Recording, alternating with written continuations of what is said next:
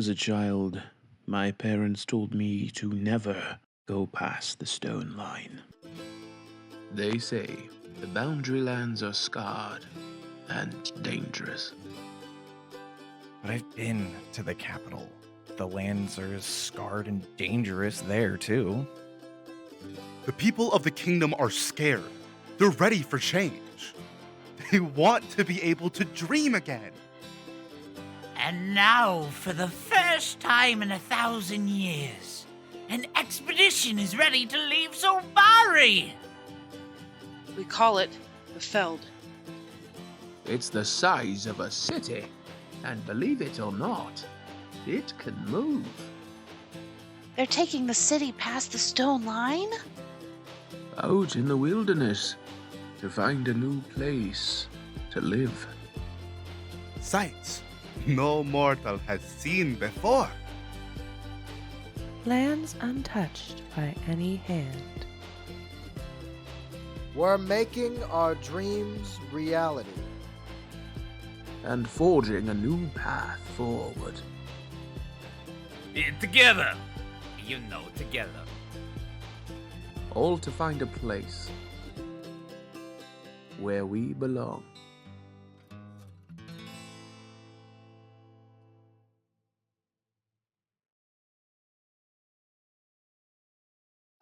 And welcome to episode 2 of Diceburgh. My name is Kurt Stridinger, aka Mr. Kurtwise. It's going to be a great session. We are going to start things off here very shortly, and I would like to introduce the rest of the cast here going around. We're going to start with Erica. Hey! I'm Erica. You can find me on all of my socials as Erica Harding or Erica Jean at some point. But I'll be playing Rylin tonight, your Water Genasi Druid. Going to Janders. Your turn. Hi, I'm Janders. I'm playing Big G, a lovable little kobold. You can find me on most of my socials at Janders42. And go Arizona! Howdy, name's Arizona. You can also find me on TikTok at illegally_brown. I'm going to be playing our Kensei Kalistar monk, Celestina the Paint. And I'm going to be passing it over to Brill. Howdy, I'm Brill. I'm known as mostly a Miley Cyrus impersonator. That's Dumpstat Podcast is where I'm on. I'm also on TikTok. I'll be playing Arguvar Lex. I can't even say my own character's name. We're doing combat tonight. I have combat comfort cookies. And of course, if things get really bad, this very strange clear liquid. We don't know where it's from yet. I'm going to go over to Steve. Hi, Steve. Yeah, that's me.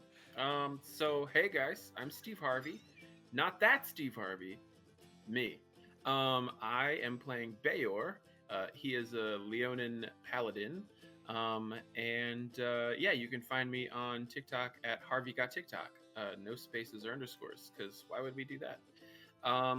And my email? I don't know. I don't have anything else. I'm just really boring. And that's it. That's all of us. I don't have anyone to popcorn on, so I'm just going to eat the rest. Me again. Eating all the rest of the popcorn. Great. So, welcome, folks, to, like I said, episode 2 of Diceburgh here. We're going to do a little recap of episode 1, in case you missed it.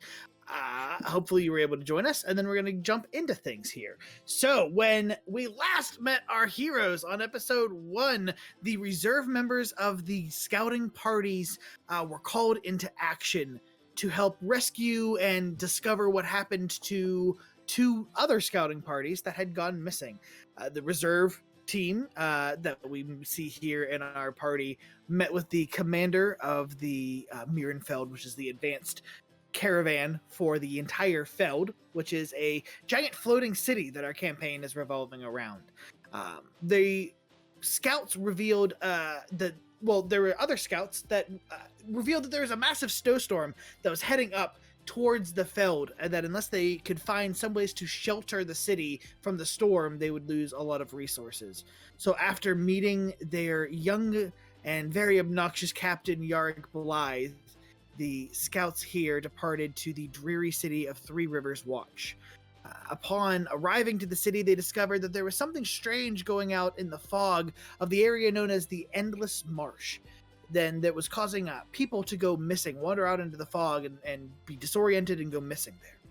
So they decided to, after meeting with the Watch, a group of people that watched over the area known as Three Rivers Watch, they met with a swamp woman named Balmora, who was rumored to be able to navigate the swamp at ease. Upon talking to her, they discovered she had actually caused some of these problems herself by summoning several creatures known as Banderhobs that were loose out in the marsh. She also gave a cryptic warning of peril, but also truth following the light. As the party moved further into the swamp, they discovered one of the bodies of the other scouting team before nearly being sucked into a whirlpool, but with some quick thinking from Rylin jumping into the whirlpool as well as the rest of the party, everyone was saved. Thankfully, no one was lost until you wandered deeper into the swamp, where Yarick, falling under some spell of the swamp, wandered out, and you met up with him to discover there was something strange with him indeed. Knowing that something was up, it was Arguvar who struck the first blow here.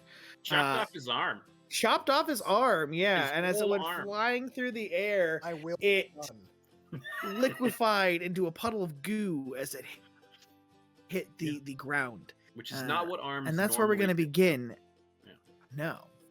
As you all ready yourself for the battle, as Yarick stands now armless, doing his best invasion of the body snatchers impersonation. Celestina, however, things are a little bit different for you. You look out and you see this mask of anger that's covering Arguvar's face. And Yarick is standing there shouting in pain and horror, and he's looking at you and he's going, "What are you doing? Help me!" And that's why we're going to roll for initiative. All right. Oh. Gonna roll it on here so it stays in the initiative tracker. 22. Oh, I should do it in the initiative tracker. That's right. How do I do that? It's the only thing I plan on rolling up there.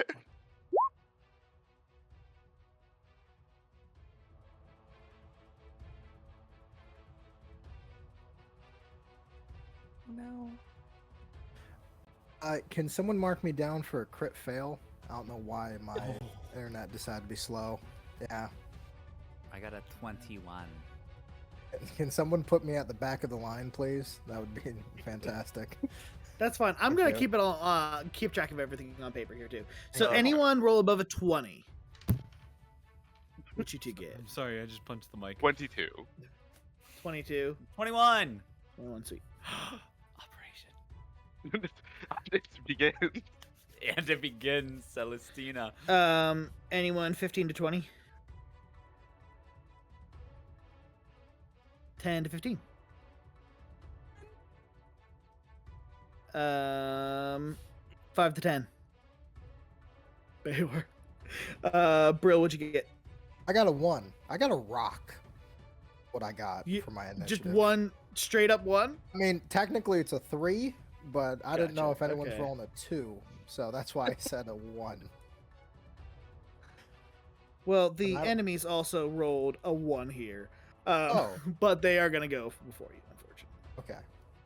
I got excited. I was like, maybe I'm not the back of the caboose.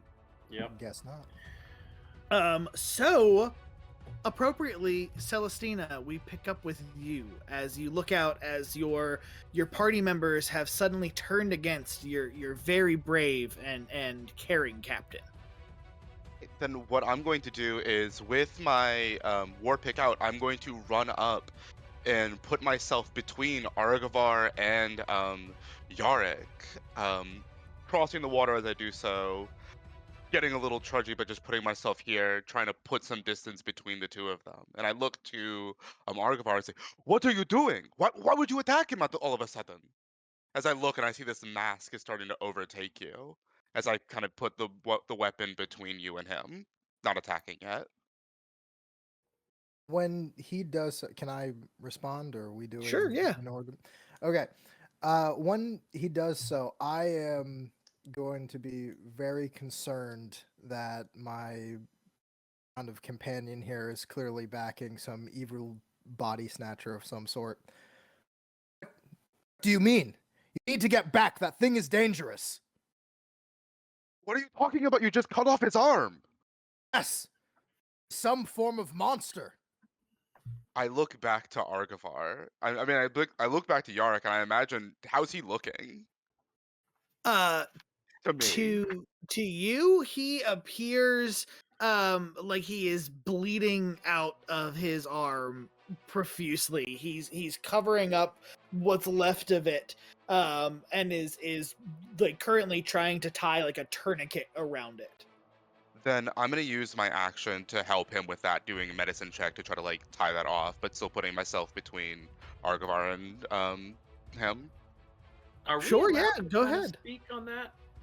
What? That's Are a we nat also one. allowed to speak maybe a little bit if we're outside of the initiative order on language here? Yeah, I would say you have to keep it pretty short. I'm But- just gonna I'm gonna tell Celestina, where is the captain's arm? I look. Do I see it? Or I guess I already used my action to try to like tie, like to help with the thing, and I got a nat one on that, so I'm not a very good doctor. So would I get to try to roll another wisdom save, or what would I do in this situation? I will say you can take a look for the arm at the beginning of your next turn, since you've already used your action this turn. As you rush forward in the hecticness that's going on here, trying to figure out what's going on, separate your allies from attacking each other, rushing over to your captain and trying to give a hand, but your hands are just shaking with the adrenaline that's hit your system. That brings us to Big G. Okay. Do I notice anything? What's going on? Does Yarrick look like he's in pain? Is he like looking pretty like? So Yarrick, to everyone except Celestina here, is currently like holding a hand out, like his jaw is open, extended, a little bit unnaturally far. Okay. Yeah. I'm gonna go, Celestina. I don't think that's Yarrick. I'm gonna be honest, but Yarrick, how about a little joke for you? What do you call a dinosaur made out of cheese?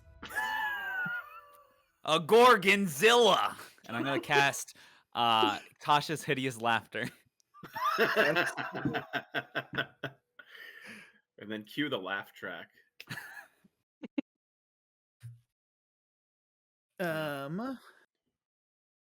Sweet. So he has Tasha's, to what do you? A wisdom saving throw, and if he fails, he becomes incapacitated and cannot stand up until he makes that save at the end of each of his turns. He rolled a 17. My save is a 14. Gotcha. Dang it. Yeah, unfortunately, the joke, the spell that you cast out, you see it, you feel it weave itself around this creature, that's arm extended, this creature that has taken the form of Yarrick, and it doesn't appear to take hold of it. Usually that's a good hit on Fridays, but Not a good crowd. yeah. I'm not gonna save this one. Have to do some crowd work. Well, that's all I can really do. So I'm gonna end my turn right where I'm at. Gotcha. That brings us to Rylin. Oh dear, oh dear, oh dear. Alrighty. I am going to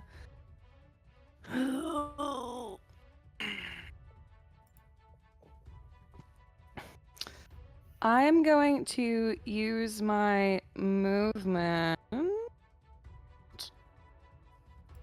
to get kind of like into the water.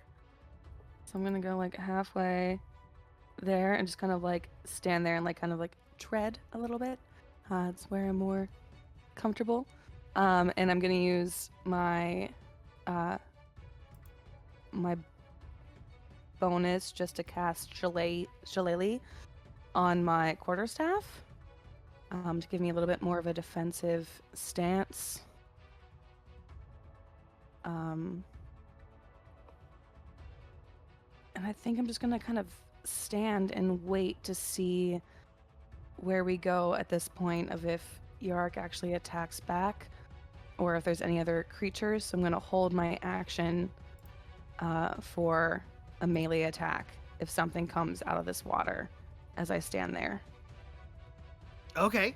So Rylin wading out into the water, trying to see what's going to happen here in this standoff between folks. That gives us Bayor. Okay. My decision hinges on whether or not I notice anything's kind of off with Celestina. Other than the fact that Celestina's not picking up on the social cues, I don't know if I can tell if they're charmed or not. So that kind of hinges on what I do. Make an insight check. Okay. 16. Looking at my insight. +4, so 16 + 4, 20. 20. I'll say, given the fact that you felt a little magical tug at yourself, and given the circumstances and how Celestina is not picking up on the very obvious thing in front of you, you put enough together that there's some magical influence happening with them. Okay. Then I'm going to say, Celestina, you must look around you. The fog is thick, and it has clouded your mind. Blink. Blink, my friend, and see the light. And I'm going to cast Protection against good and evil. And that grants, until the spell ends, one willing creature. So I'm going to go up and touch them. They grant protection against certain types of creatures: aberrations, celestials, elementals, fae, fiends, and undead. The protection grants several benefits, including they cannot be charmed, frightened, or possessed. But only with those. So if it's anything else, I don't think. Yeah. Gotcha. Let me consult the book. Consult the tomes. I'm going to move up anyway. Consult the tomes. We must go to the tomes. The tomes know the way of the dusty page. Through this ink we may learn, and grant us more knowledge in future. From here we move forward. You see, I'm a great wizard. Yeah. I'm not that right now. What Yeah, me too. What were those types again, Steve? Bayor?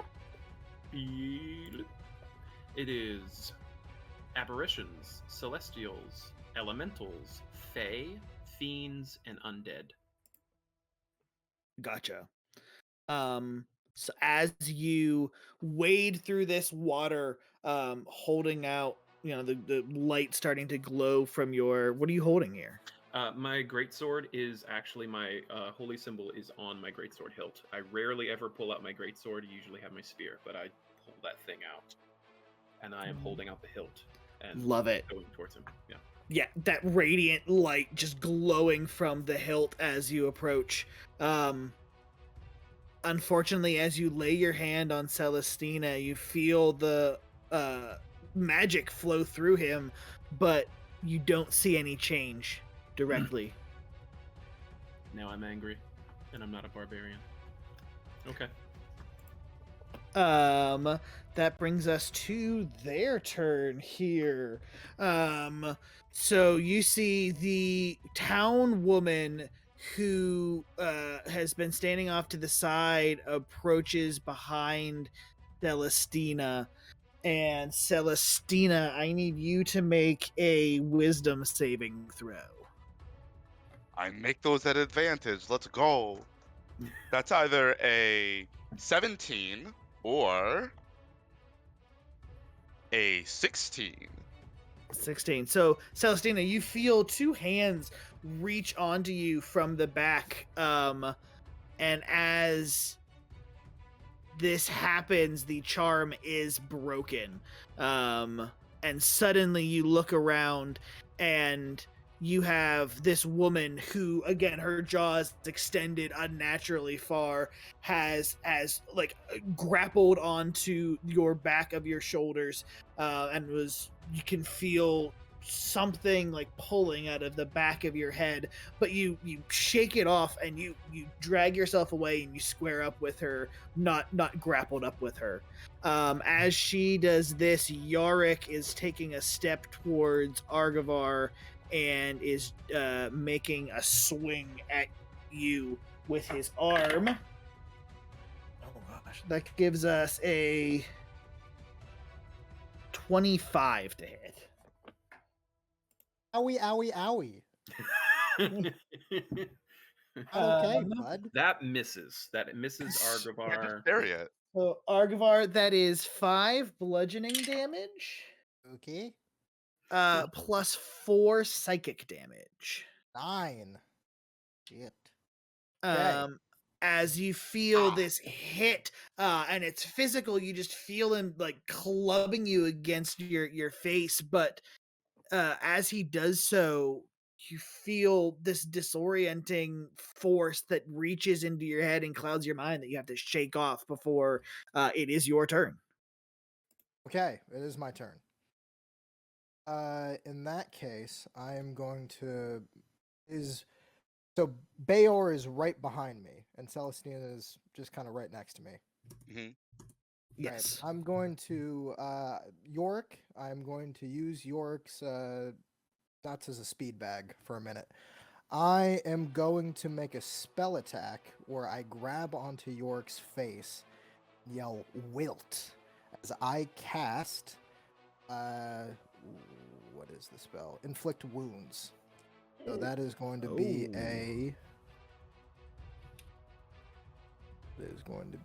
a 11 to hit. I don't know if that hits. That unfortunately does not hit. Oh, good.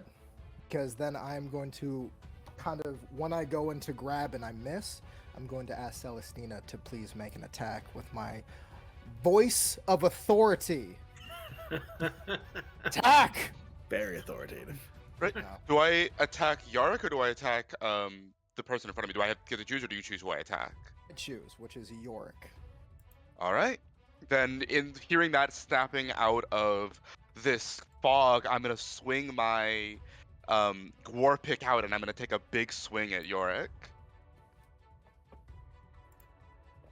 That is a 16 to hit. That will hit. All right, that's going to be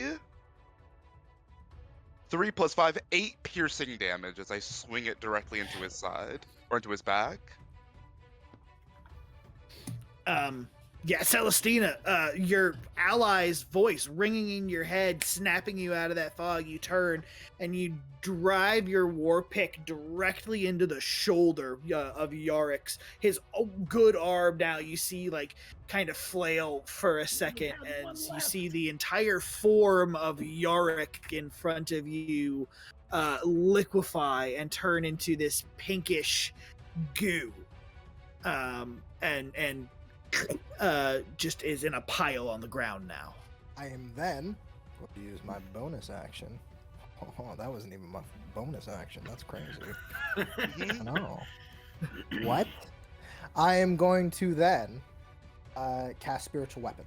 My spiritual weapon is going to be a multitude of equations starting to glow all around me like a glorious halo as they swing outward in a math attack as I point at this strange woman in front of me and say, destroy.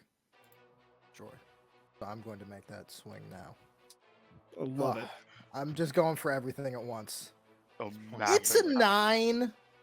So Not a number. You know, Unfortunately, it does not hit. you know, it's just cool to have it about. You know, it's still going to be here. We're fine. Yeah. It was a I was setup really turn. hoping Setup I turn. was just going to hammer him off, but hey. Dice, what are you going to do? Yeah, unfortunately, Arguvar, as this glowing halo of equations coalesces around your head, swings out and misses.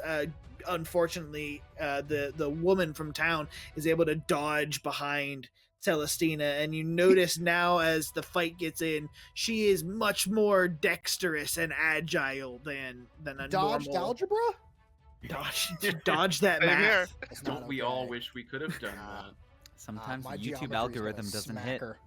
Give her a wallop with this calculus. All right. Are you moving anywhere? Yeah, actually, if I can, I would still like to probably close the distance between me and her. So, if possible, just coming up here-ish, just to give my friends more of a flanking ability. Sure. Running around with my big sword, hoping to hit something eventually. That brings us back to Celestina. Right. Now seeing this other abomination, putting myself between my friends and it, seeing its form, I'm gonna take my war pick that was now in the goo and swing it into the creature before me. That is a 23 to hit. Oh, that'll hit, yeah. And that's another 8 piercing damage. Okay. And then as my bonus action, how I'm imagining this is I've swung the war pick in there and I use it to bring her down into my knee as I do an unarmed strike. Oh, excellent. I'm actually gonna use a key point, so this is a flurry of blows, so I'm gonna make 2 attacks. Okay, yeah, go for it. So Cleaner the first sign one if you is a 26 to hit. Yeah. Okay, that is another 8 bludgeoning damage.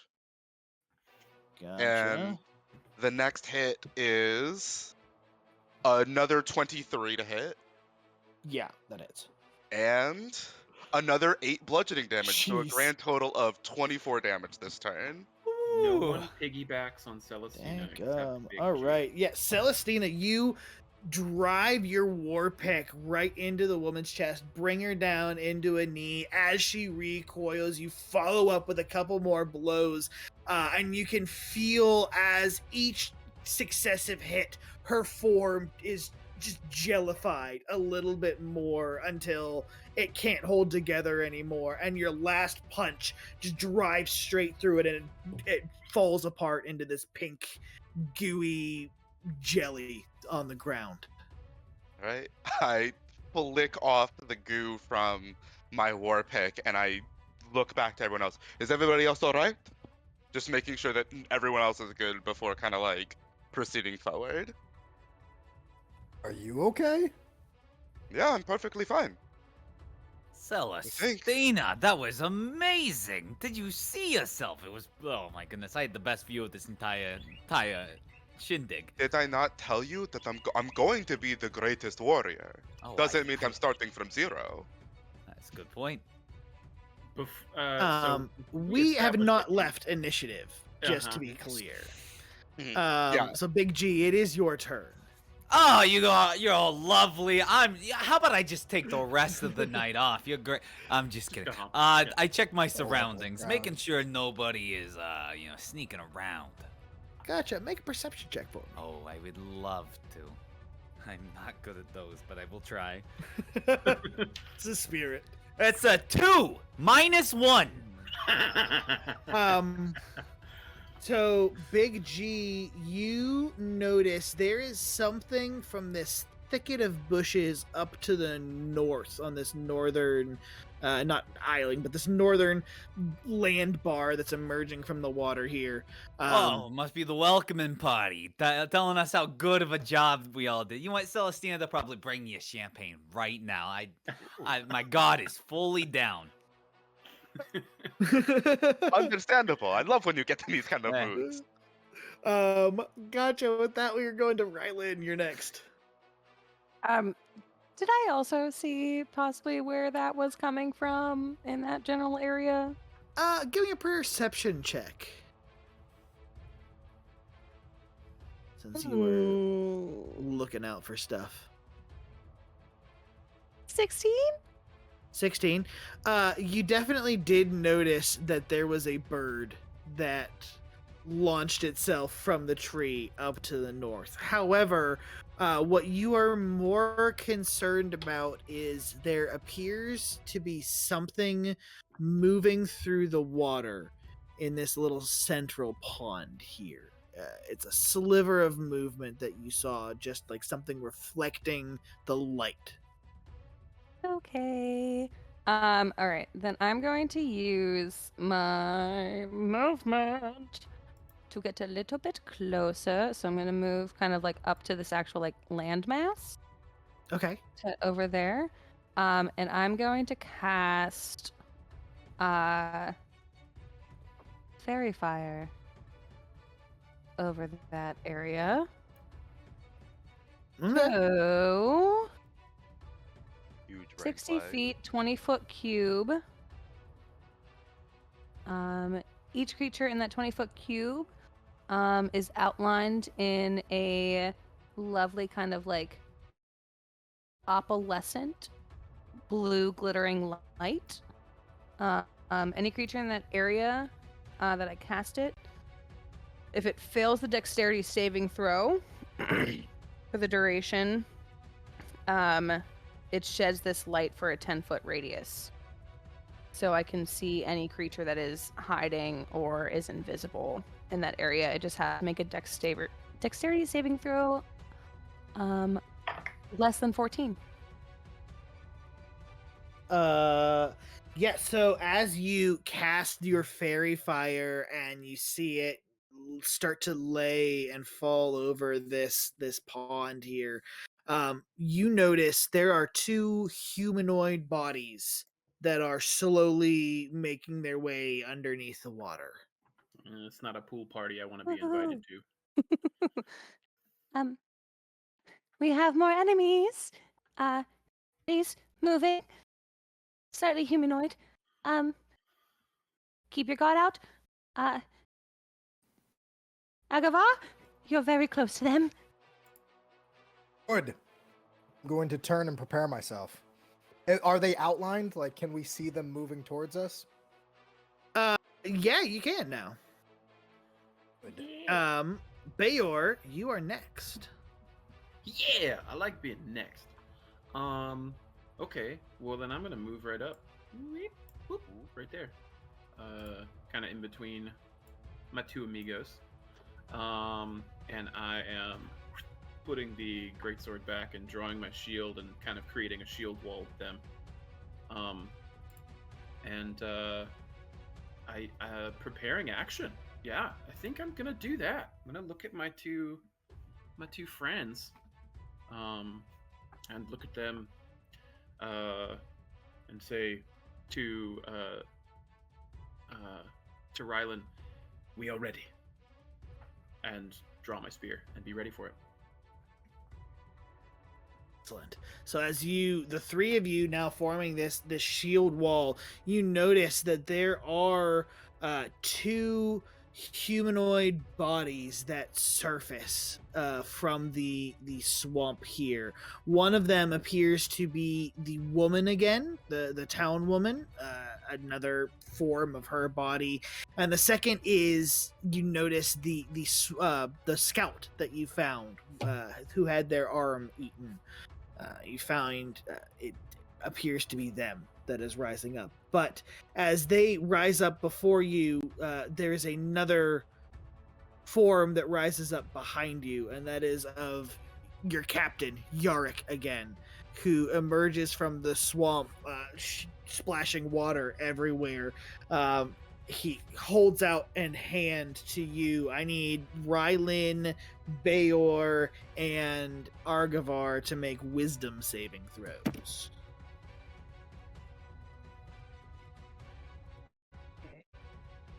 Yep. There's my nat one of the night.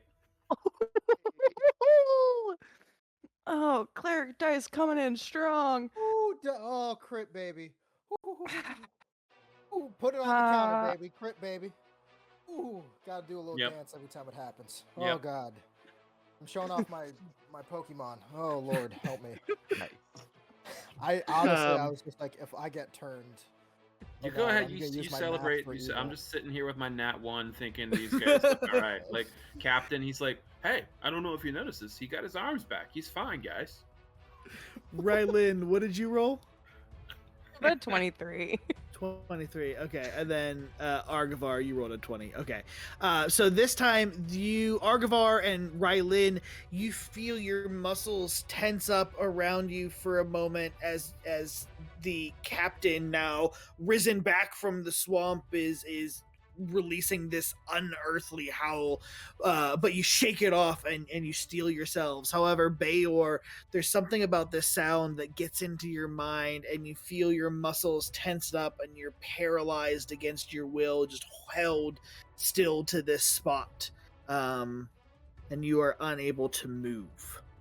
That brings us to Arguvar.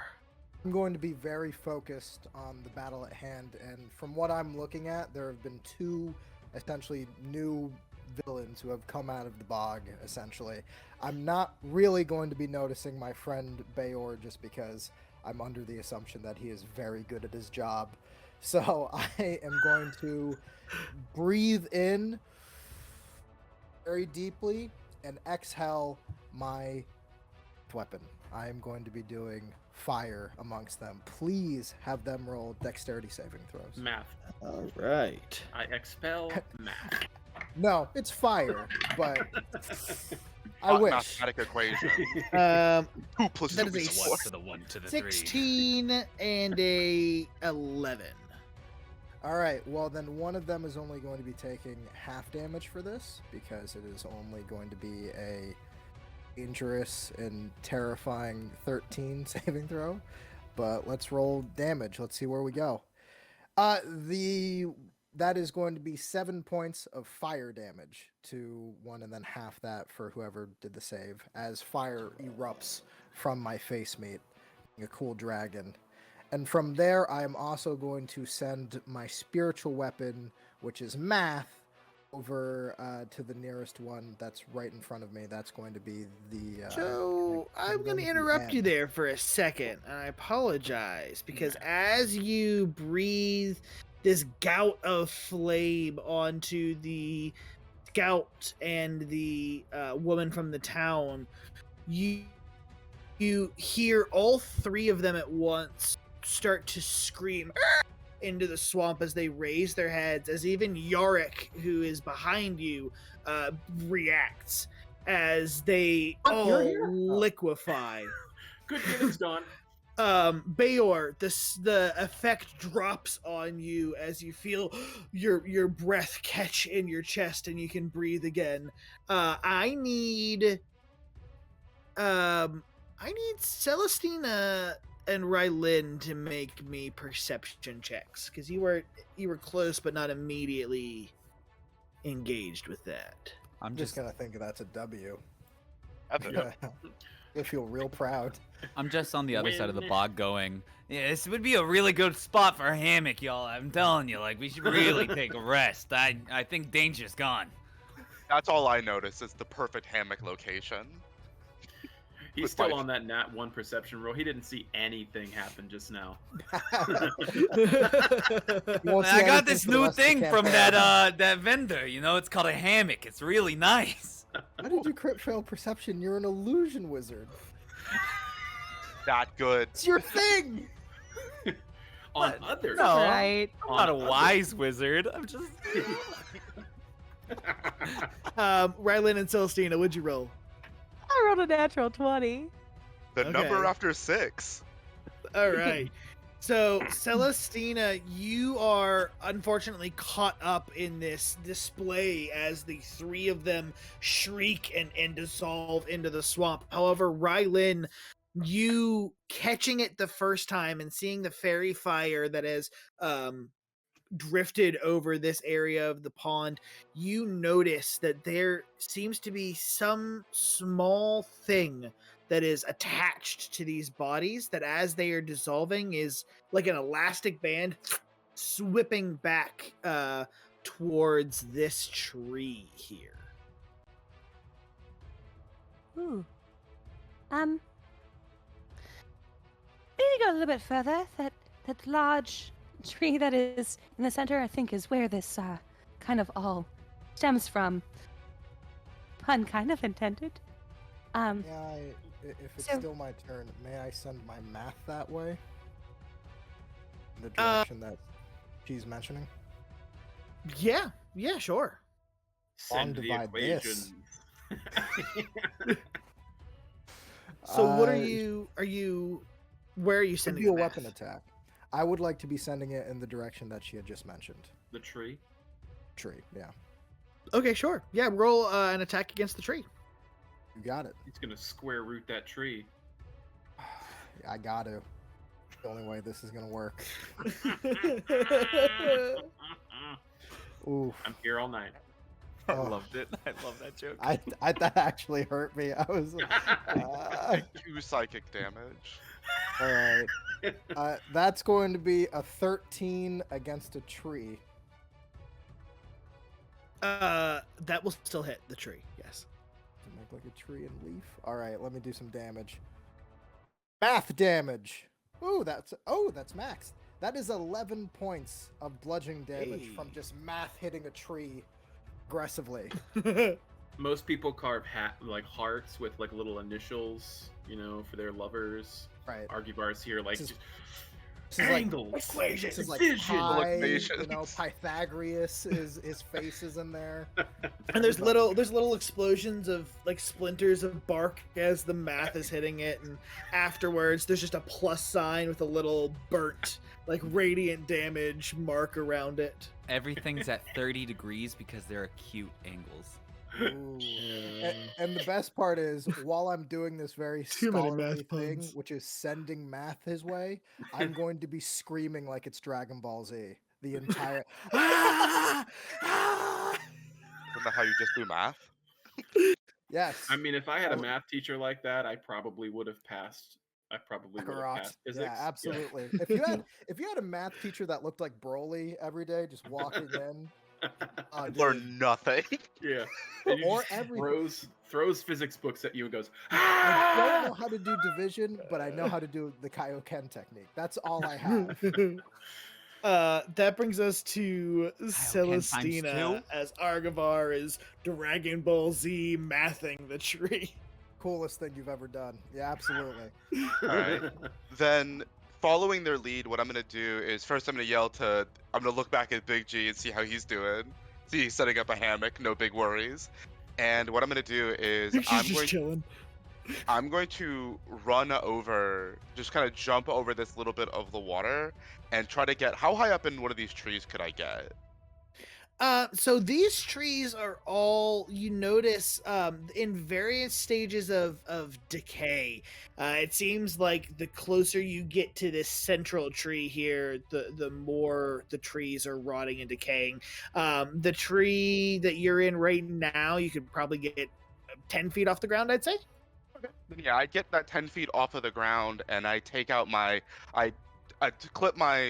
kind of just let my war pick fall to my side, and I take out my longbow and I just breathe in and use my bonus action to fire a Kensei shot.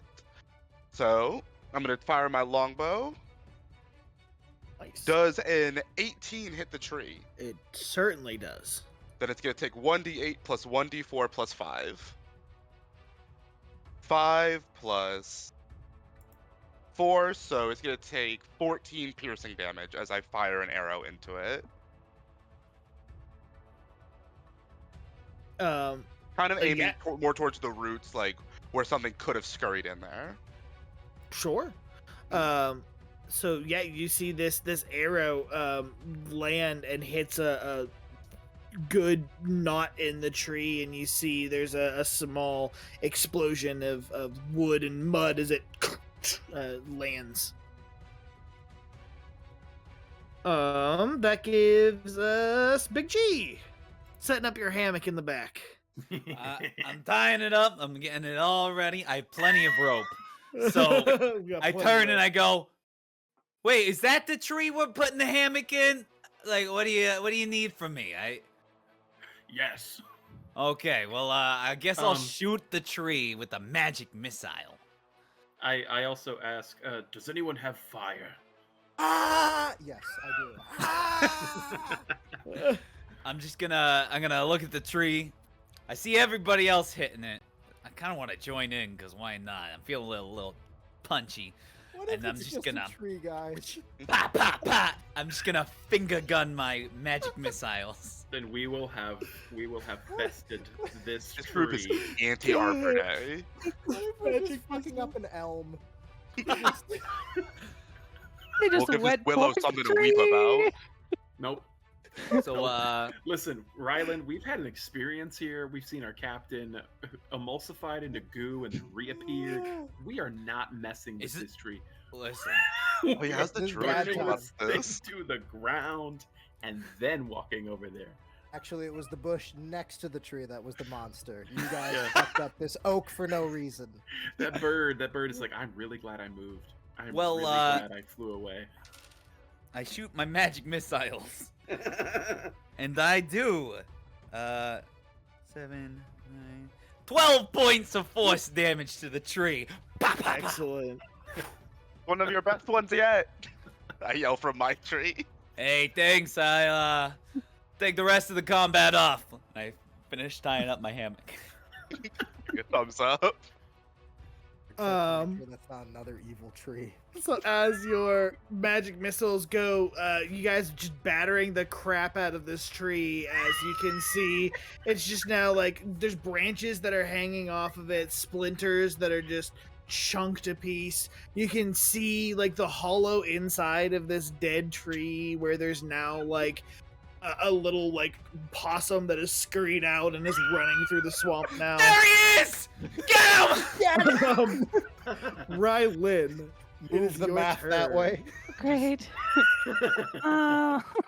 That poor possum's running through the swamp with I hope he plays Where dead. is that Pythagoras following him. for me?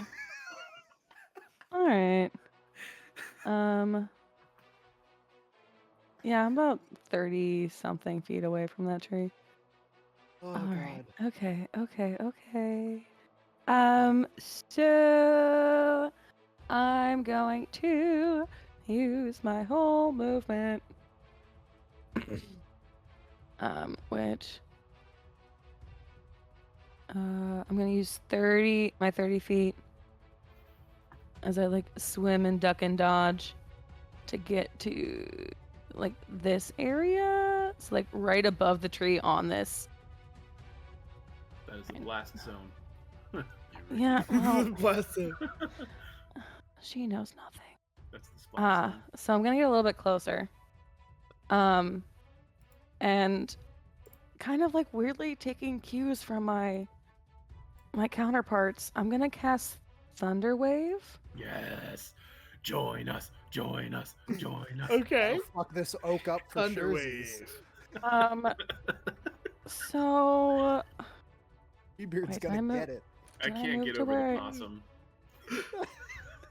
Running for its Oh, life. actually, I'm gonna move a little bit closer. Sure. Yeah, I'm just gonna put myself in danger. She doesn't know any better. So yeah, so 15-foot cube, which is pretty much the entire tree. Good. Anything within it must make a Constitution saving throw. Did you just rupture poor a possum possum. family? Did you my just goodness. rupture them? Okay. If they make on a failed saving throw, creature takes 2d8 thunder damage and is pushed 10 feet away from me. On a success, the creature only takes half damage and it isn't pushed. Any unsecured objects are completely that are within the area are automatically pushed 15 feet away from me. You're There's gonna be pushing so and many punching branches. a bunch of baby possums. That's what's Gotcha. happening.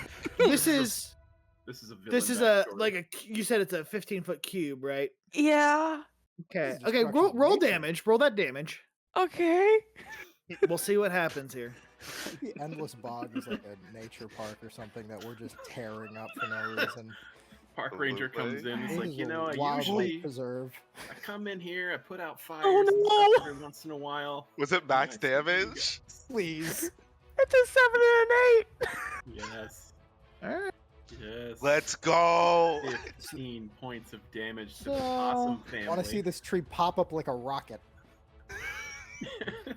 So, like Vegeta's as final the flash. thunder wave releases from your hand, Rylin, you see the impact knock this tree, and at first, all the loose branches and wilted leaves that are still hanging on immediately go flying, and then there is a loud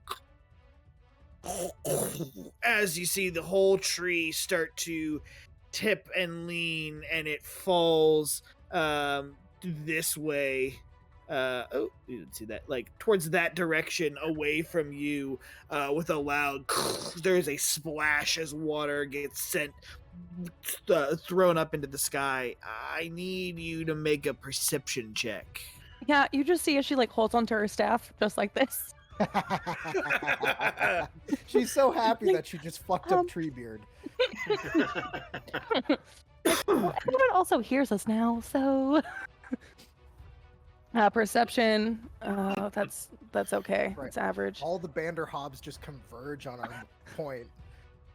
19 for perception. Gotcha.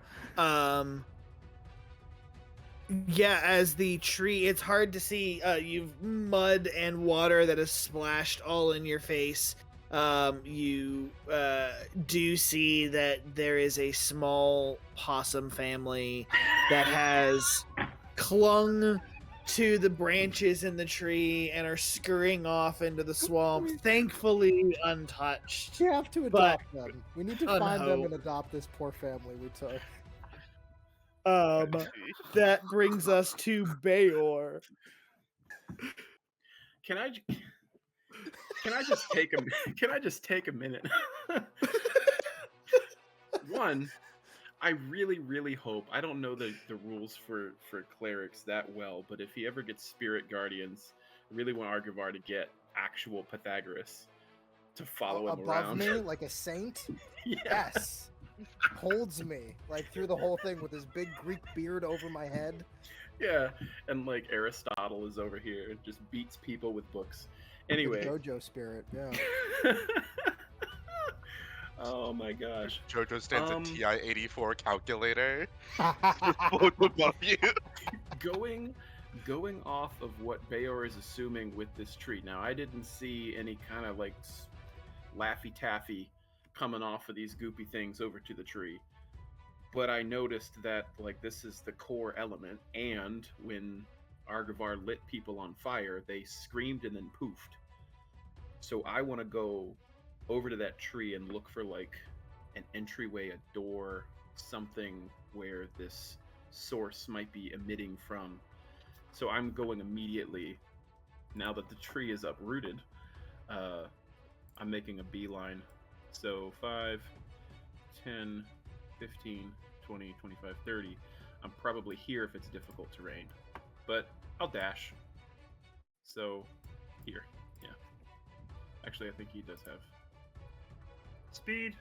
Yeah, 35 feet, so boop. Cool.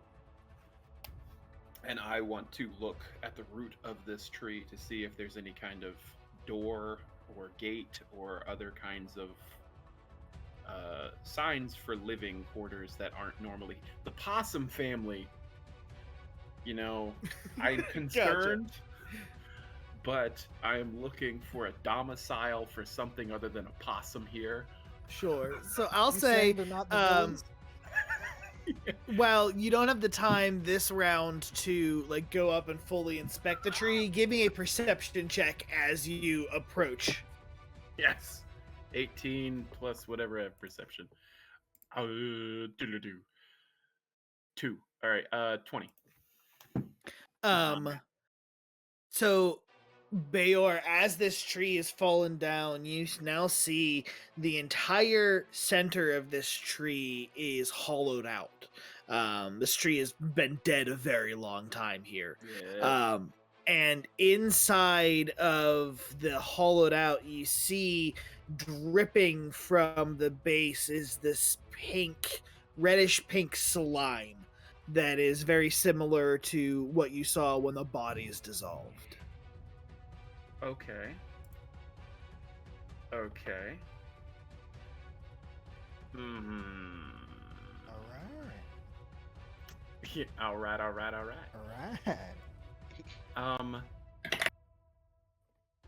I want to bless it, but I don't think that's gonna do anything. I don't think I have anything for like druids have the thing where they can like balance things. I don't know if I know. I'm such an anti-metagame person, but like I don't know if Rylin. I guess judging from your magic, I would probably assume you're a druid. So I would look to Rylin and saying, "Can you bring balance to this thing?"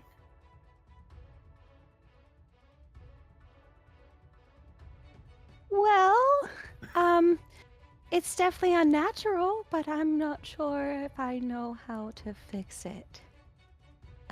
It's not really my forte when it comes to natural worlds. Yo, Rylin, it is in the tree. There's some sort of liquid dripping from inside of it, It's weird. much Good like our weird captain. or bad weird? Bad weird. Trying That- to kill us. Probably. Let's go. We could So say as you are all we looking can't inside claim this self-defense tree, about this tree, all right, Celestina. This tree did not try to kill us. yeah. Fair enough. You know what? I mean, maybe should it put did. I don't my know. arboreous It's prejudice aside. It's Um, leaking boogers, so As you are all Fire. looking into this tree, yeah. trying to figure out what's going on, Big G from the swamp beneath you, there is an explosion of water Oh no! as Finally, the Yorick hammock is set up. bursts out from the swamp and makes an attack against you.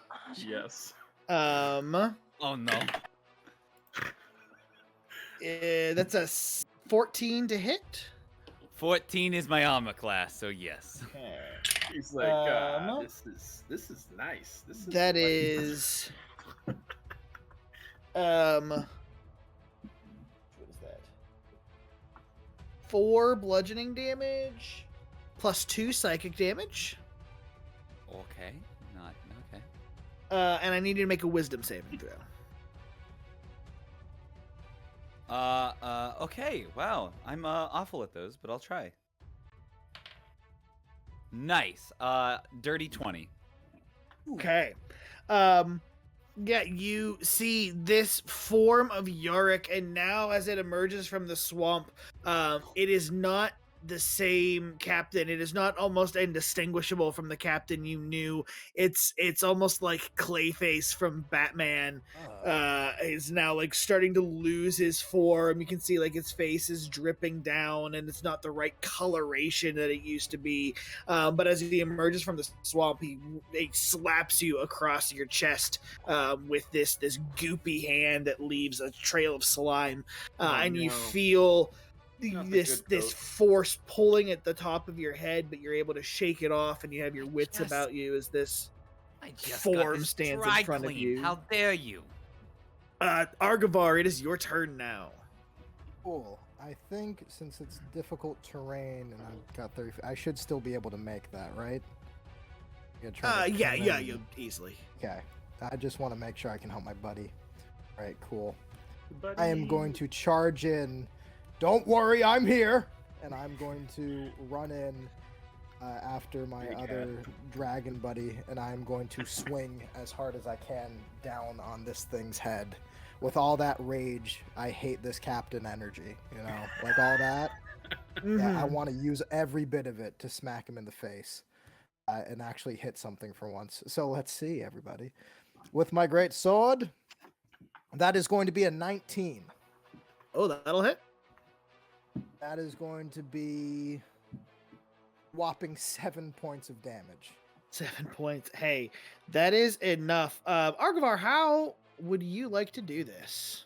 I would like to take it down and split him in half as best I can and see him kind of go into his goop form, kind of splitting away, and then move a bit in to my kobold friend. Are you all right? I've looked better. but No, I'm- it is I'm the heat living. of battle, and this might not be a very good time. But earlier I mentioned that there is something very important to me that you are the one who needs to take care of if I die. Oh yeah, the oath, right? Right, yes. Okay. I can't make you... I will tell you now that I've realized that the possibility of death is right on us. I need to tell you, what I hold in my possession is a dragon's egg. It is going to give my order a boost. It is going to bring back my dead clan, and I need you, if I'm to die, to raise it. Can you do that? Oh, easily. Hand it over. I got this. Don't you worry. Right now, if I'm dead. And Of I'm course. going to turn and like kind of back again, like try to look around to see if there's anybody else that might be attacking us. Sure. So as you turn and spin, you notice the swamp has gone still. Okay. There is the murky waters are rippling, and the ripples are subsiding and going back to still calmness. Yeah, you don't see anyone that's attacking you for the moment. Okay, I'm going to keep... I'm pretty sure you can still keep your spiritual weapon up. Even if you're not attacking with it, it lasts for a minute. So Sure. I would like to keep just floating math, as though I'm confused, but I'm not. Just surrounding me. Just waiting. I'm trying to be as prepared as possible, just because I did realize if he dies and I die, that's it Your for order's raising done. a dragon proper. Gotcha. Yeah, as the swamp grows calm around you all now, what would you like to do? My first instinct would be to get out of the tree and get to Geralt as fast as possible to make sure that he's alright. Big G, are you alright? Oh my goodness, we almost lost to that tree. Did you see what I did to it? Oh, it was incredible. That was, again, one of the biggest ones I've seen you do, but you also got hit. Are you okay? Yeah, I mean, I've looked worse. I'm not like the worst off. I'm not the best off, but yeah, I'm doing okay. How many fingers am I holding up? 7.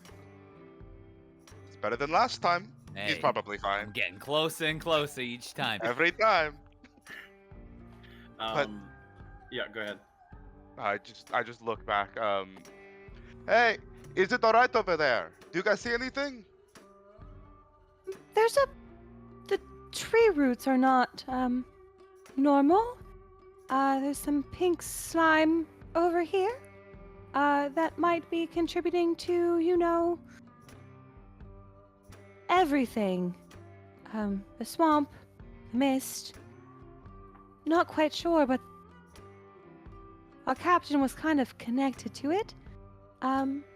Would you like to come over here? Big G? Yeah, I'm on the way. I quickly take down the hammock. Yeah, and as he's taking down the hammock, I'm like kind of just staring at this hole and the dripping goo that's inside this thing. Oh, we're out of combat. And yeah. Yes, yeah, we are out of combat. I will make my way over to the rest of my party, kind of trudging through this bog to make it up to where this weird slime is. It was bad weird, correct? I Probably not motion. Yeah. not the best weird. If our druid companion Rylin cannot bring balance to this, I mean, I've never suppose- really seen anything like this. Not that I can really remember, but my memory's only slightly limited. Can I do like either like a nature medicine check, like on this tree to that's see? interesting. Yeah, I'd say it's more nature. Okay. Would I recognize this? Is it moving like it's an ooze, or is it just dripping? Is there a way to know the difference? Would you know the difference? I don't know. Is this? I'd have to ooze roll it. I just don't know Go what ahead. I'd roll. Go ahead, give me a nature check for it, Yeah. along with Rylin. Anyone else? And Bayor, you as well, since you were sitting here looking at it. Big G, do you need to look across 25. Kurt, I would like to say that I went from unlucky to lucky. I have yet another crit, and I'm so happy I get to log it in D&D Beyond. I just want a little Right. ticker tape counter going up. I had a 25 total. Cool. And Bayor? I have an 18. 18. All three of you would notice and recognize this is not moving as like a natural, well, not a natural like sap or anything. This is moving very much like an ooze entity. In that case, I would How like much- to hold my hand out and kind of lean forward and hold my hand out. I would like to roll animal handling. This strange little goop.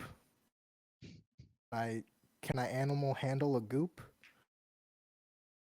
We Um, certainly could not with the possum. go I'm ahead. I'm also going to dispel my math. Like I'm going for peace. Uh, Erase the Bring balance whiteboard. back to this forest. why? Go ahead, roll for me. Let's see here. Sun's You are getting supposed to real bring low. balance to the forest, not leave it in How darkness. much ooze is there? Is it like the whole thing? No, so like the inside of the trunk is coated as if there were an ooze that were in this area. There's just like little like driplets that are coming off right now. Okay, I'll wait till That is going to Arguvar's be done. an 11 for me trying to handle an ooze. Don't know where your front or back is, but come to me. Um, I cannot mate with you because of My vows. so you hold your hand out underneath one of these drips, and there is a heavy splatter in your hand as this pink red amorphous blob falls into your palm. And as you look into it, you can see party. it looks like faces start to like push up against the outside of the blob and then mold and fall back into it. And then another face. They're not really distinct faces. They're more like kind of mannequin faces that like push out and then fall back into it. Is it actively trying to like bait me with its weird mannequin faces? No, it just appears to be existing. I am going to kind of walk over to the rest of the party holding out. Team huddle, everybody. As I kind of lean in with my goop in hand and I try my best to pet it. Doesn't seem to be immediately violent to us. You have Perhaps touched we destroyed its home. Hey, I'm gonna- Arguvar, I had a pretty clever idea. You know, you're holding it, it's kind of moving around. I'm gonna unpop my ink bottle and pour out the ink. Why don't we keep it in here and keep it safe? I will look at the goop. Oh, goop, would you like to go in the bottle? Make another animal handling check. I wasn't even gonna give it an option. I was just gonna like. plop it in. It's always good to ask if it can proceed. Can it speak? If you're giving it the option, I'm gonna ask you to roll. I look over to all of it.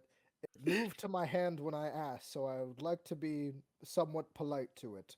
Well That is done. going to be That's fair. 18 for animal handling. While he's doing that, can I also try to establish a mind link? Because if it can speak a language or understand a language, I can tap into its mind. Kurt's flipping pages now as we're Um, huddling. I'm going no. to be Gotcha. honest. I've So- always wanted a pet. I don't you- think we can do that, Arguvar. The blob Kind of cute in its appears own way. as you open up the bottle. It like morphs itself and fits itself into the bottle, and you can see now there are just like these faces that appear and then fade back into the blob every once in a while. Celestina, as you try to reach out, you feel a great deal of pain. You feel a great deal of fear. And you feel like you're touching the minds of dozens of individuals all at once. But I have what you established a connection.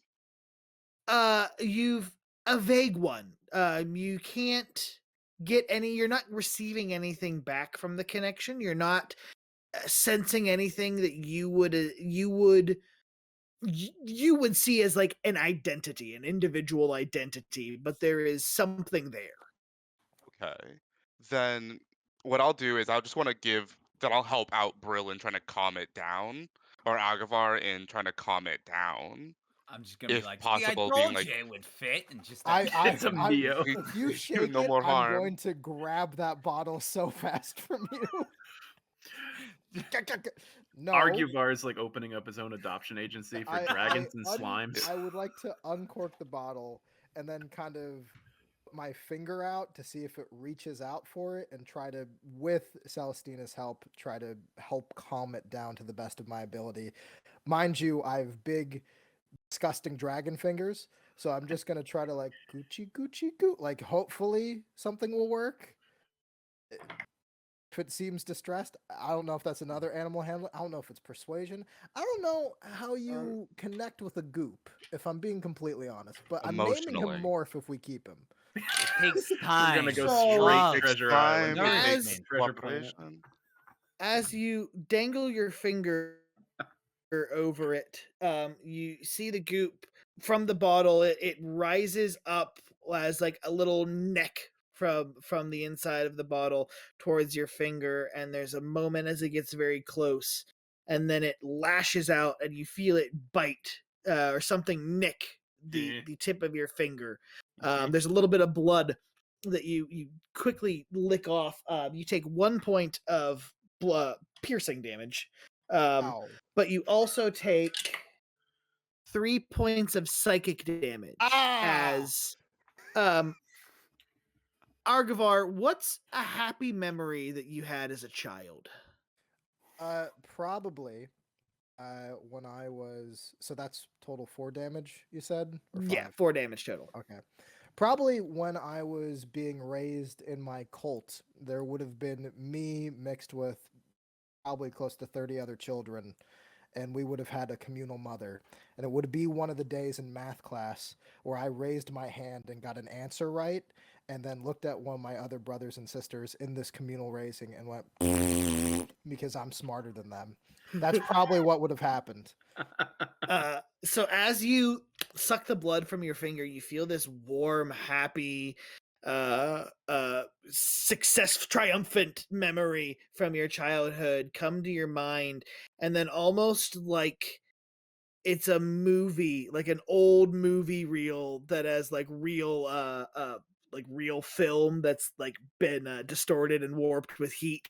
It's almost like it starts to blink and fizzle, and then it slips from your mind, and you can't seem to recall it.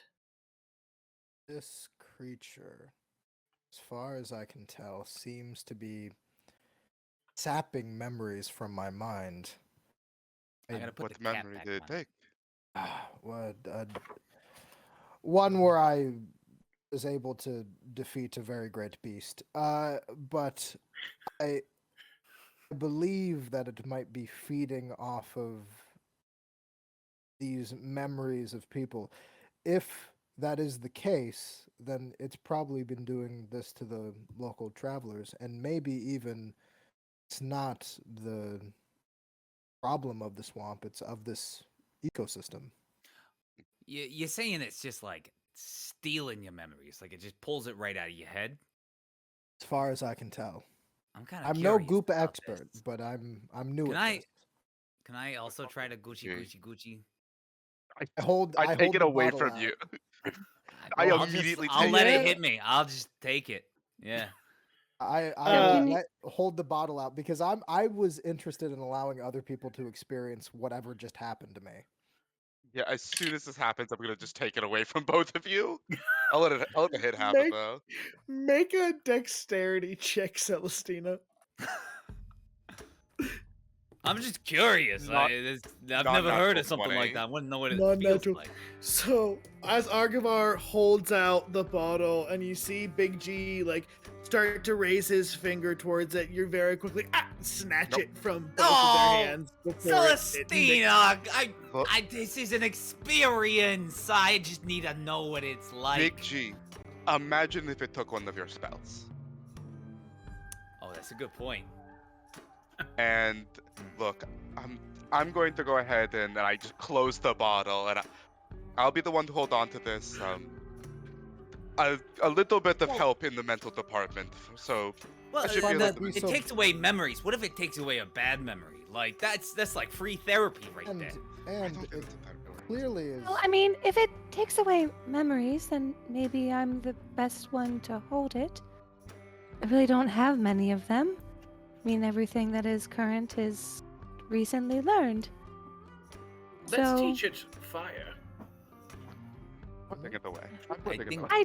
let's Or not get away. kill it We yet. can deal with it a Nice little bit suggestion. later, but at the very least for right now, I know that my mind is a little bit harder to crack than most. Well, my put it my, It's my bigger bottle. concern is if this thing is lashing out and is part of this place, I'm a bit inclined to let it be here, and probably just warn the locals that this is a part of the local ecosystem. We are here to scout. I planned on bringing it back to Balmora and asking if she knew what it was.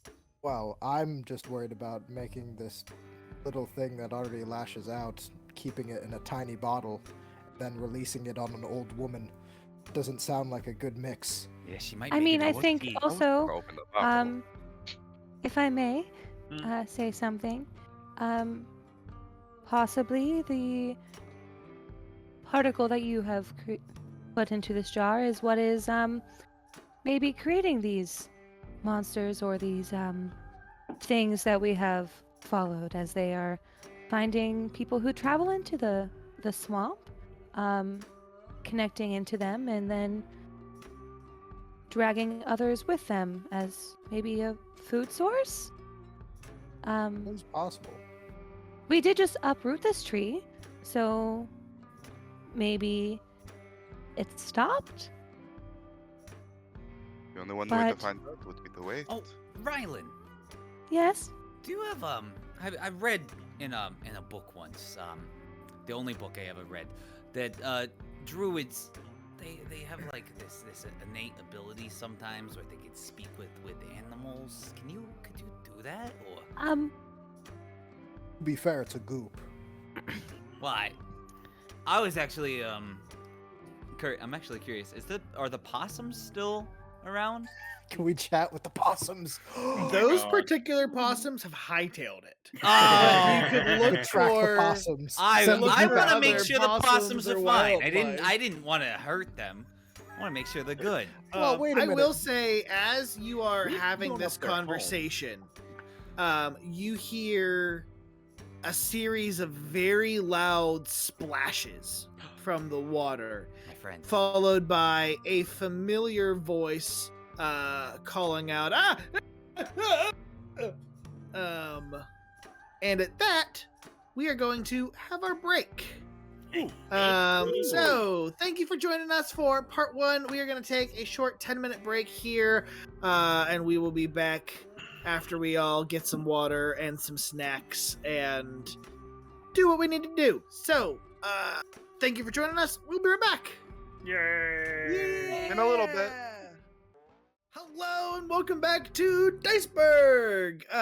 We just finished off quite the fight, our first combat of the campaign, where Arguvar had the final blow on a strange slime entity that was stealing bodies from people. After you all tamed and captured a part of this slime, you heard a shout from off into the woods that sounded very much like Yarrick Blythe, as well as some splashes of water. And that is where we are picking up. From what direction do we hear the screams? It is so if you are coming into this area from the southeast. This is towards the north. Okay. Further I in. I definitely have my bow at the ready again. I say, do you think it's another one of those things? Another one of the slimes? Well, if it is, we are able to tame them. Well, If also, we have I think another jar. I look at the jar that's attacking us. Yes, tamed. So, I think we should let it out of the jar, if I'm being honest. And burn I it. don't. Shaking it in a jar is only going to make it mad. Yeah, but you keep it in the jar. but maybe it feels safe. It feels safe in the jar, possibly. I I can hold tell out you my how- finger that's still bleeding, and I go, I don't think so. Burn it with Well, fire. maybe it just loves you very, very much. Mhm. Love bites. I heard that's a thing. Maybe we should travel a little bit further because we do still need to find, like, the end of the swamp. Had this Isn't it the endless swamp? did the Goop Yarick ever make like an actual tangible noise? Like, did he actually speak to us? When He did. Before he killed? Okay. Yeah, at the beginning, he tried to lure you in. Okay. It's just Arguvar made the first strike pretty quickly. Keep your wits Okay. about you then. But yeah, I imagine as a group we're just making our way towards the noise, but slowly and surely just kind of keeping our eye on it. Are we prioritizing walking on dry land, or are we like just wading through the swamp still? Remember those X's on trees? Have we seen any of those around? Which is what kind of brought us in this direction in the first place. Mm-hmm. Sure. Yeah. Do you want to take a look? I would love to. Sure. Make an investigation check. Anyone who's looking for the X's. I'm going to make a also look suggestion for while we're searching for the X's. Arguvar, when you burn these creatures with fire, they immediately dissolve into the water. Noticed. My breath is Um, powerful. Is there a possibility that we could construct torches so that if we come in contact with any of these things, we could teach it flame? Believe we might be able to. I can open up my back. I should actually have a torch. Yeah. I can I have kind of torches as well. strike up. I have And the hold flint and and- steels, yes. Yes, I'm afraid I can only do that little breath number so many times. If you have a torch, I can light it. Quite Here you go. easily. Oh, I have a lantern. I mean, any small flame I can kind of just light. Yeah. If you want me to. Very I, helpful. Yeah.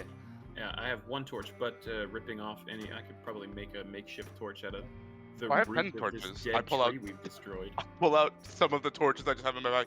I've got like 10 of these. You can just have one. Carry all of them. He's Yes. all the sticks. I can't see in the dark. I need them.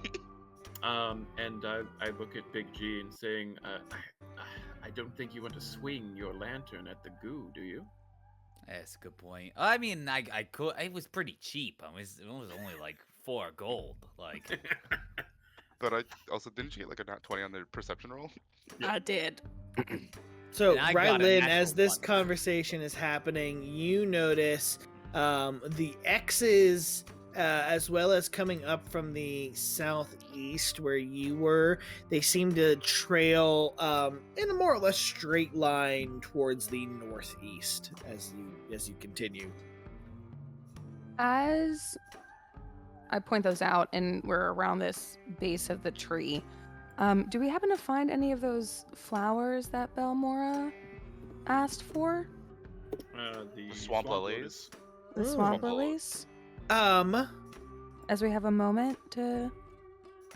as you look around this immediate area, you do not.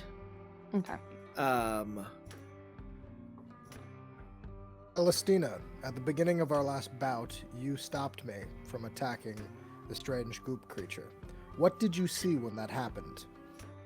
When I looked at you, there was this mask, this rage-filled mask, almost as if your face was made of fire, contorted into a wicked grin and furrowed brows, and he just stood there as he normally did, arm bleeding. I had thought you had gone berserk, but I didn't know you that well, so I didn't know if this was your normal behavior. And I do not didn't go know how much. berserk, but that is I also- good to know still. I also didn't know if it was just the swamp playing tricks on us, or I guess the swamp's playing tricks on me. Right. I apologize is for good to getting in the know. way of your attack. Makes sense now. I was just more concerned if this is a possibility as we move forward. If you ever see one of the other party members here with a strange contorted mask over their face, it's something to be keeping an eye out for. I will let you know if anyone's wearing fancy masks, but thank you for the concern, man. As you are having this conversation, you hear again from off in the swamp. Ah! Yeah, get back! Get back, I say! So needy. It sounds like somebody's in trouble. Should we head in that direction? Sounded Isn't like this- someone was in trouble before. This could be a trap. Oh yeah. I assume we were already heading in that general direction anyway. Torch. Is it I in the just same figured we were direction as doing the it X is? slowly. That was my question. Yeah. What, Yeah. Is it in the same direction? It is very similar, yeah. Okay. Well, this is where the axis of the trees are going, so maybe? We don't see any random floating lights around, correct? Hang in there, friend. We're not rushing. Wait! Hey, is somebody out there? Yeah, please help! Identify Rylin, yourself. as you are looking off, trying to find the will-o-wisps, you do see, as opposed to earlier when there were many different will-o-wisp trails, quote unquote, leading off into different parts of the swamp. Now you see one that is leading distinctly, what would that be, eastward, which is, not totally in the opposite direction from where you're heading, but it is off of the distinctly off the trail. There you're going. Okay. How far away are we from the screaming? Judging by the distance, maybe a couple 100 feet. We should probably hurry. If it's actually somebody in danger, I don't want anything bad happening to them. Just Of with course. caution. You were saying, Rylin? Listen, of course, we should travel towards where we're in distress. Just watch out for ourselves, We want as to there get are there. things. Done. What I'm gonna do is, as we're walking, I'm gonna take my war pick and kind of just mark on the trees, kind of just away, because I know that we're going a little bit off the path, just so that way we can make sure to get our way back. Since I know that our trail there. Since I know that we're gonna be walking some parts of the water, and I can't just leave something on the water surface. Sure. As you all head out here, what is your marching order? I'll go first. Probably right behind. Big G, what back are you going to be hoisted upon? Who would like to carry this man of large stature? We got Big G and a baby Bjorn on somebody's shoulder or someone's chest.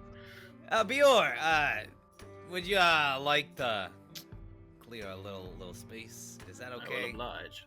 I In that appreciate case, it. I will. Uppies. In that case, I will take the rear, so it's not just the kobolds back to the open swamp. Gotcha. Then as you head off towards the sound, Celestina leaving a distinct mark in the trees as you pass by, you wade through a couple of deep water as you hear the sound of the yelling grow louder. And you push through a couple of trees and you see your very brave captain, who is about 30 feet up in a large tree, who is holding a torch and is just waving this torch viciously as there are 3 banderhobs that are circling the trunk of this tree, just like jumping up and trying to gulp at him. Question. Yes. Banderhobs are kind of big, right? Yes, banderhobs are large creatures. They are 10 foot. So banderhobs, they are so yes, I should explain that more. They So can swallow a banderhobs, grown as man. you reach, Right. there are 3 about 10 foot tall large toad creatures. 'Cause They in my have head, sorry, I was just saying, in my head, I imagined like 3 toad-sized dog things. But then I was like, how are they like huge? Okay, that's crazy. No, they're 10 foot tall. So jumping, they are still getting probably a good like only 5 feet away from his feet. As you see, every time they jump up, he's brandishing this torch down below him. Are they As- all yeah. within like Okay. 5 feet of each other? Would you say the 3 of them? Not technically. They're all close, clumped up together at the base of this tree, but they're not technically 5 feet away from each other because they're large creatures. Have they noticed us?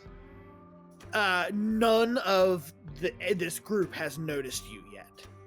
I'm probably gonna immediately, like, as we get close, as we see it in people's minds one at a time, you're gonna hear, fall back. Let's not draw attention. Real quick. Well, but shouldn't we like? In your head, you hear, well, shouldn't we maybe save our captain? Because it seems like the real one for how cowardice he's proceeding. We will, but if we Oh, can avoid a no, fight, no. I'm gonna try something really fast. Okay. And I'm going to try to. Well, if I'm able to get a little bit hidden, just so that way, like, and maybe away from the group, so that way they're not like, if it sees me, it just knows where everyone is. And Okay. I'm going to try to establish a mind link with one of these Vanderhobbs.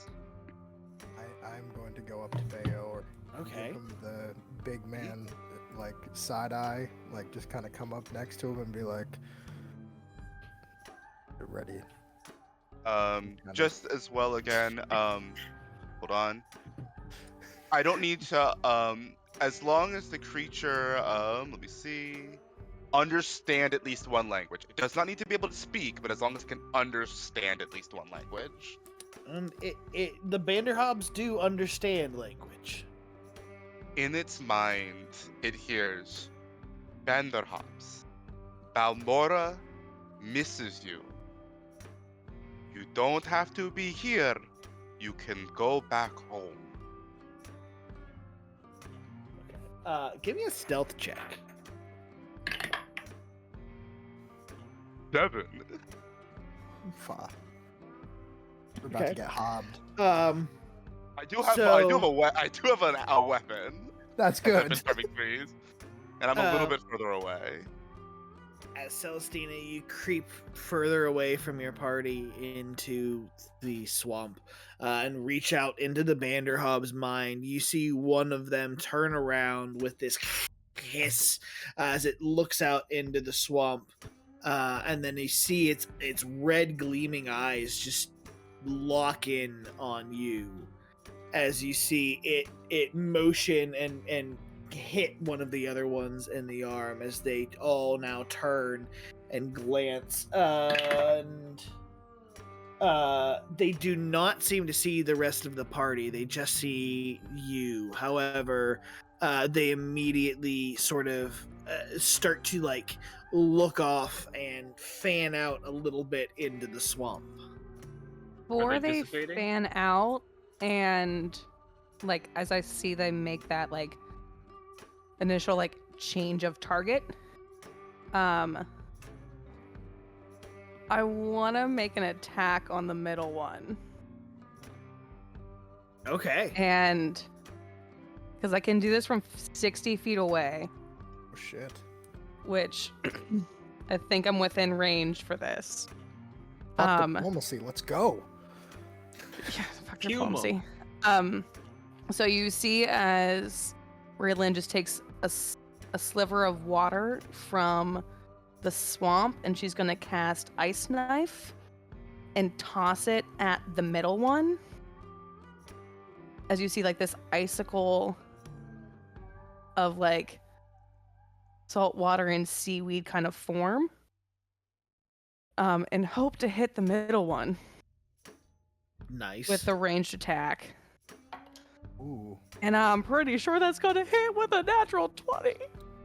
Oh, Let's yeah. go. That hits. Oh, So first level, that's 1d10, but I need the other two, if they're within 5 feet, to make dexterity saving throws. I've always wondered with Ice Knife, if you crit on the initial hit, do you also double the damage for the afterward explosion? In theory. I love Ice Knife. I'm It's such a say good yeah spell. for now. I'll look it up later, but yeah, for now, crit on all of it. Go ahead, roll double damage on all of it. So that was 10 on the die for the initial middle one. And right. then... So they all three have to make dexterity saving throws or take an additional 2d6 cold damage. What's the DC? What is it? 14. 14. 1 failed, 2 succeeded. Okay. So... Yeah, I'm going to use these ones. I love these ones. That's nice with a 4 and a 5. So 9 double to 18. So 2 of them take 18. 1 of them takes 9. Excellent. Yeah, you see this knife go out. Ooh, not the Vanderhobb's day. So this Rylin, this knife shoots out. You see it pierce the one, and this frost shoot out into the area. The second Vanderhobb that is hit with the ice, you see it freeze over its shoulder, and it immediately turns to the middle Vanderhobb that was hit with the ice knife itself. And you see them start to like fight each other a little bit as they don't know really where this attack has come from.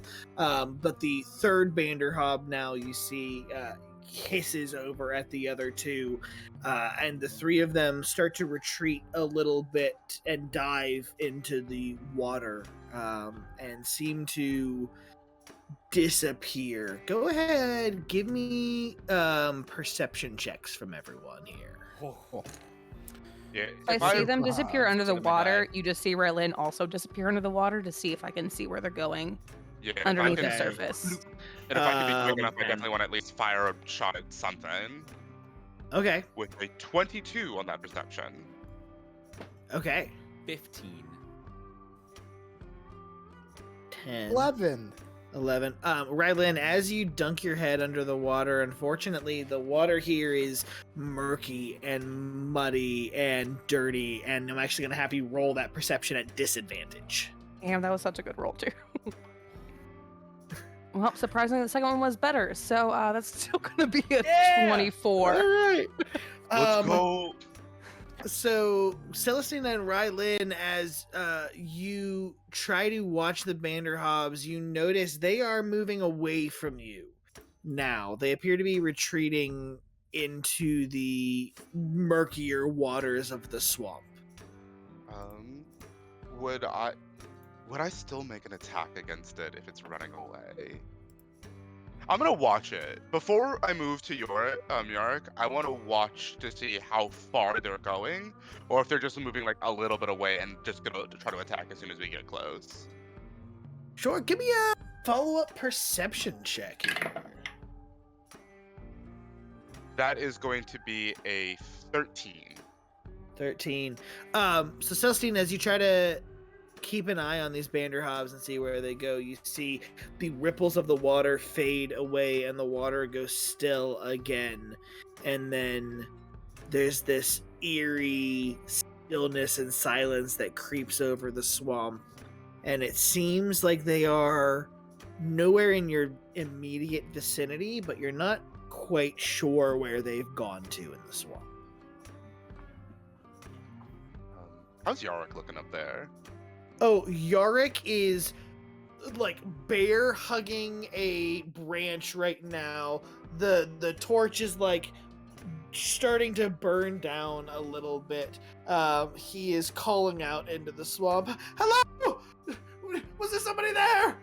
Please help me! Yorick, it's us.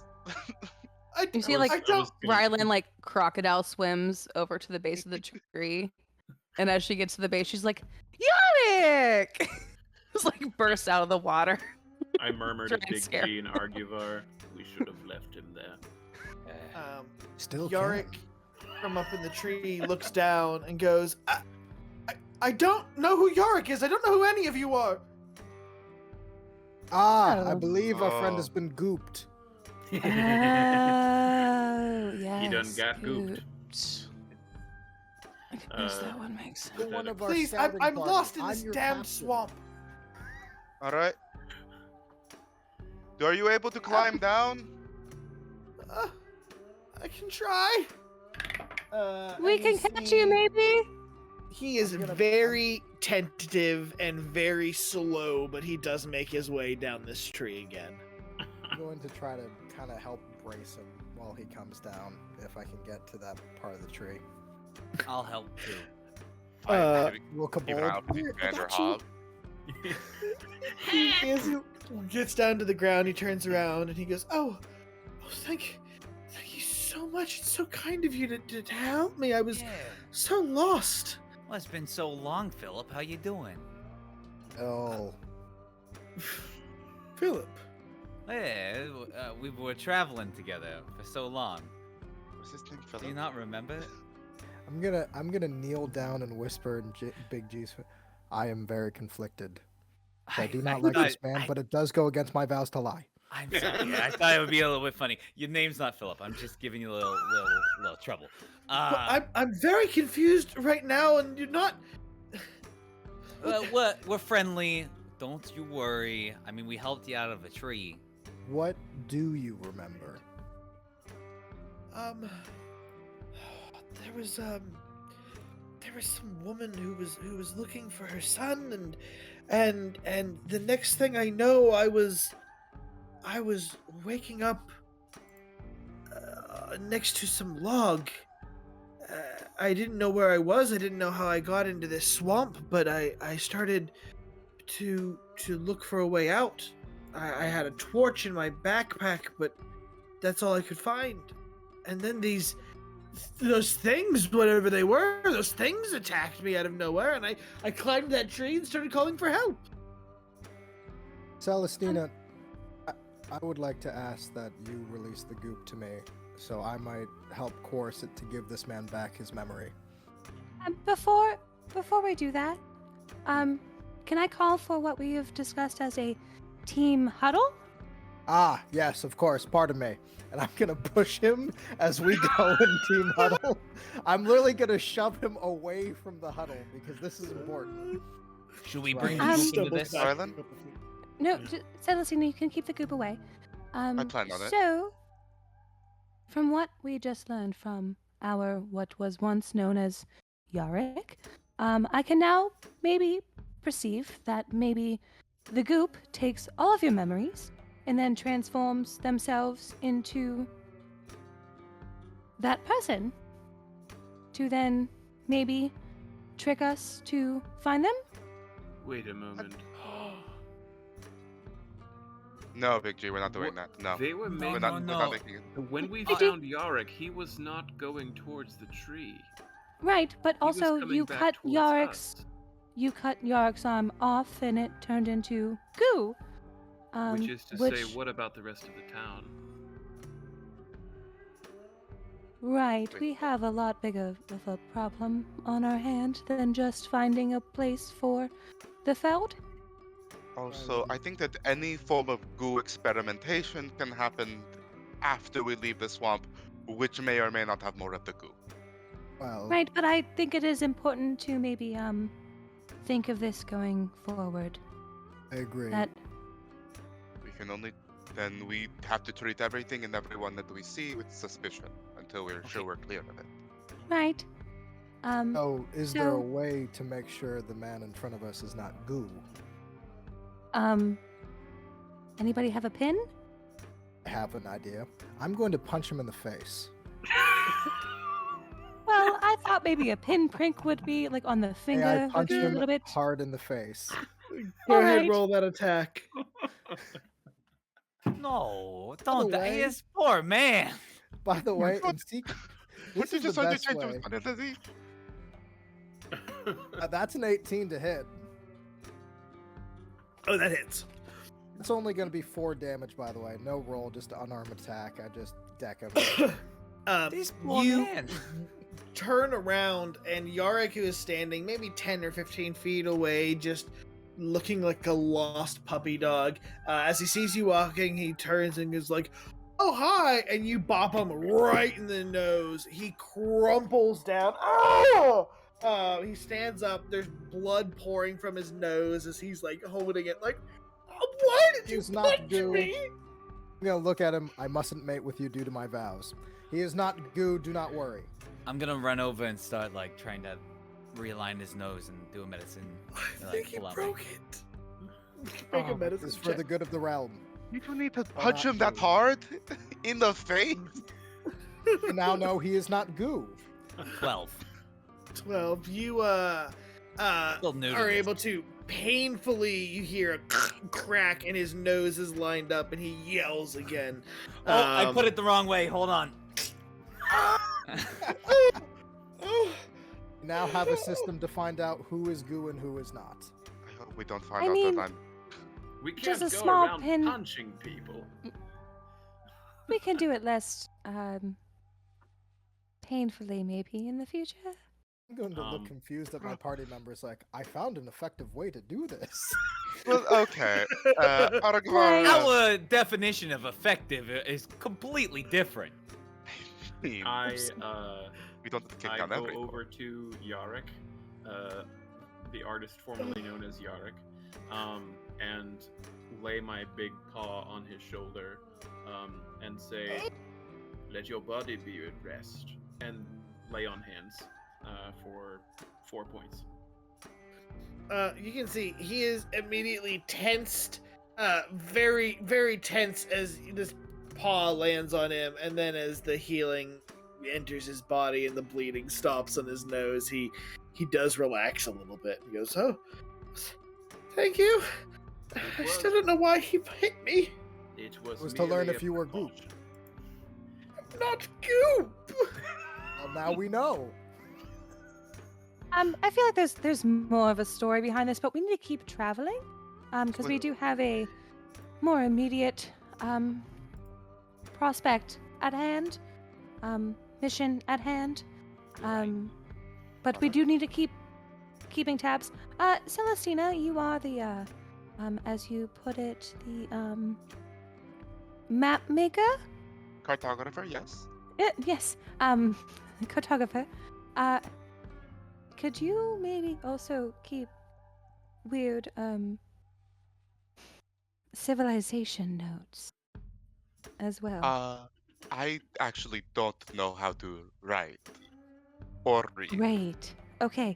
Uh, Never mind. I will I keep can the. I can keep up with things though. I mean, and just kind of keep them in my yes. mind.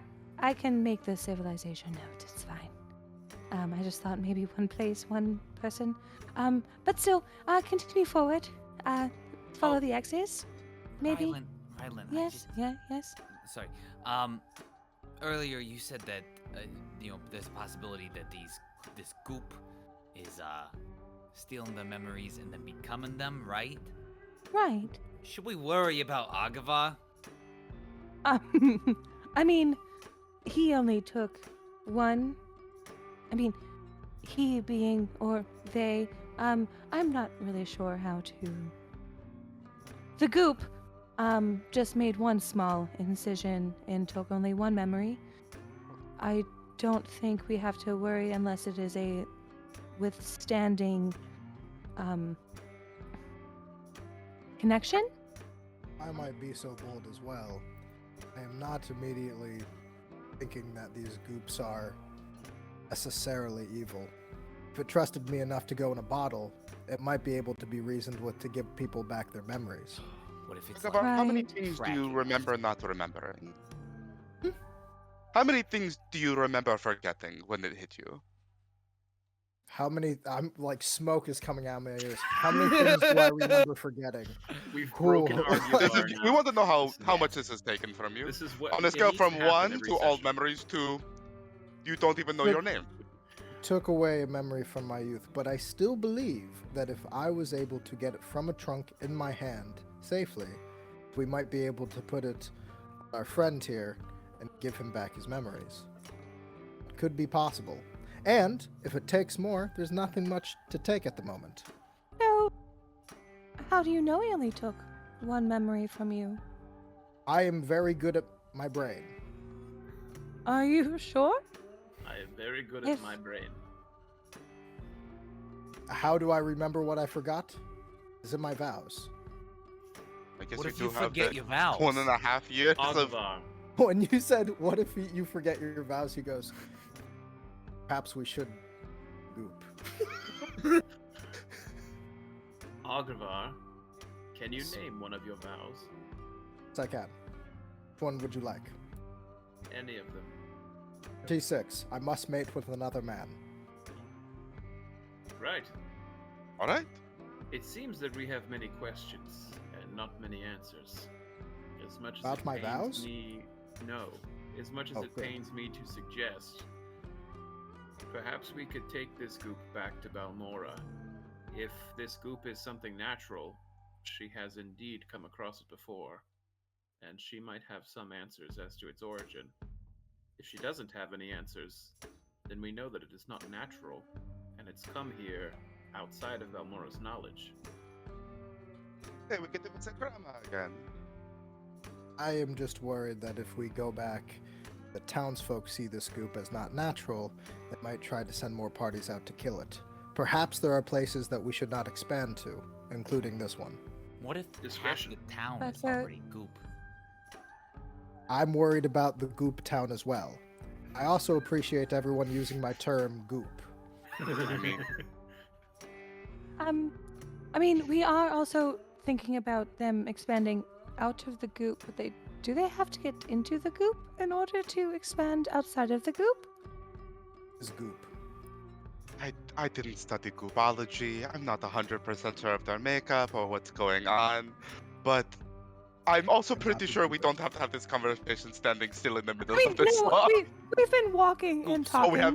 I think Okay. we've been walking I thought and we've been sitting talking. by the tree this entire time. No. Just like, oh, there you are.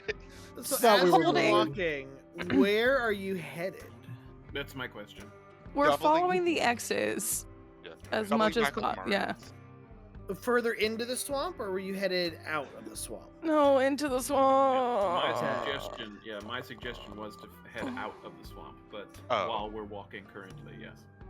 I was thinking We we had want to to go on.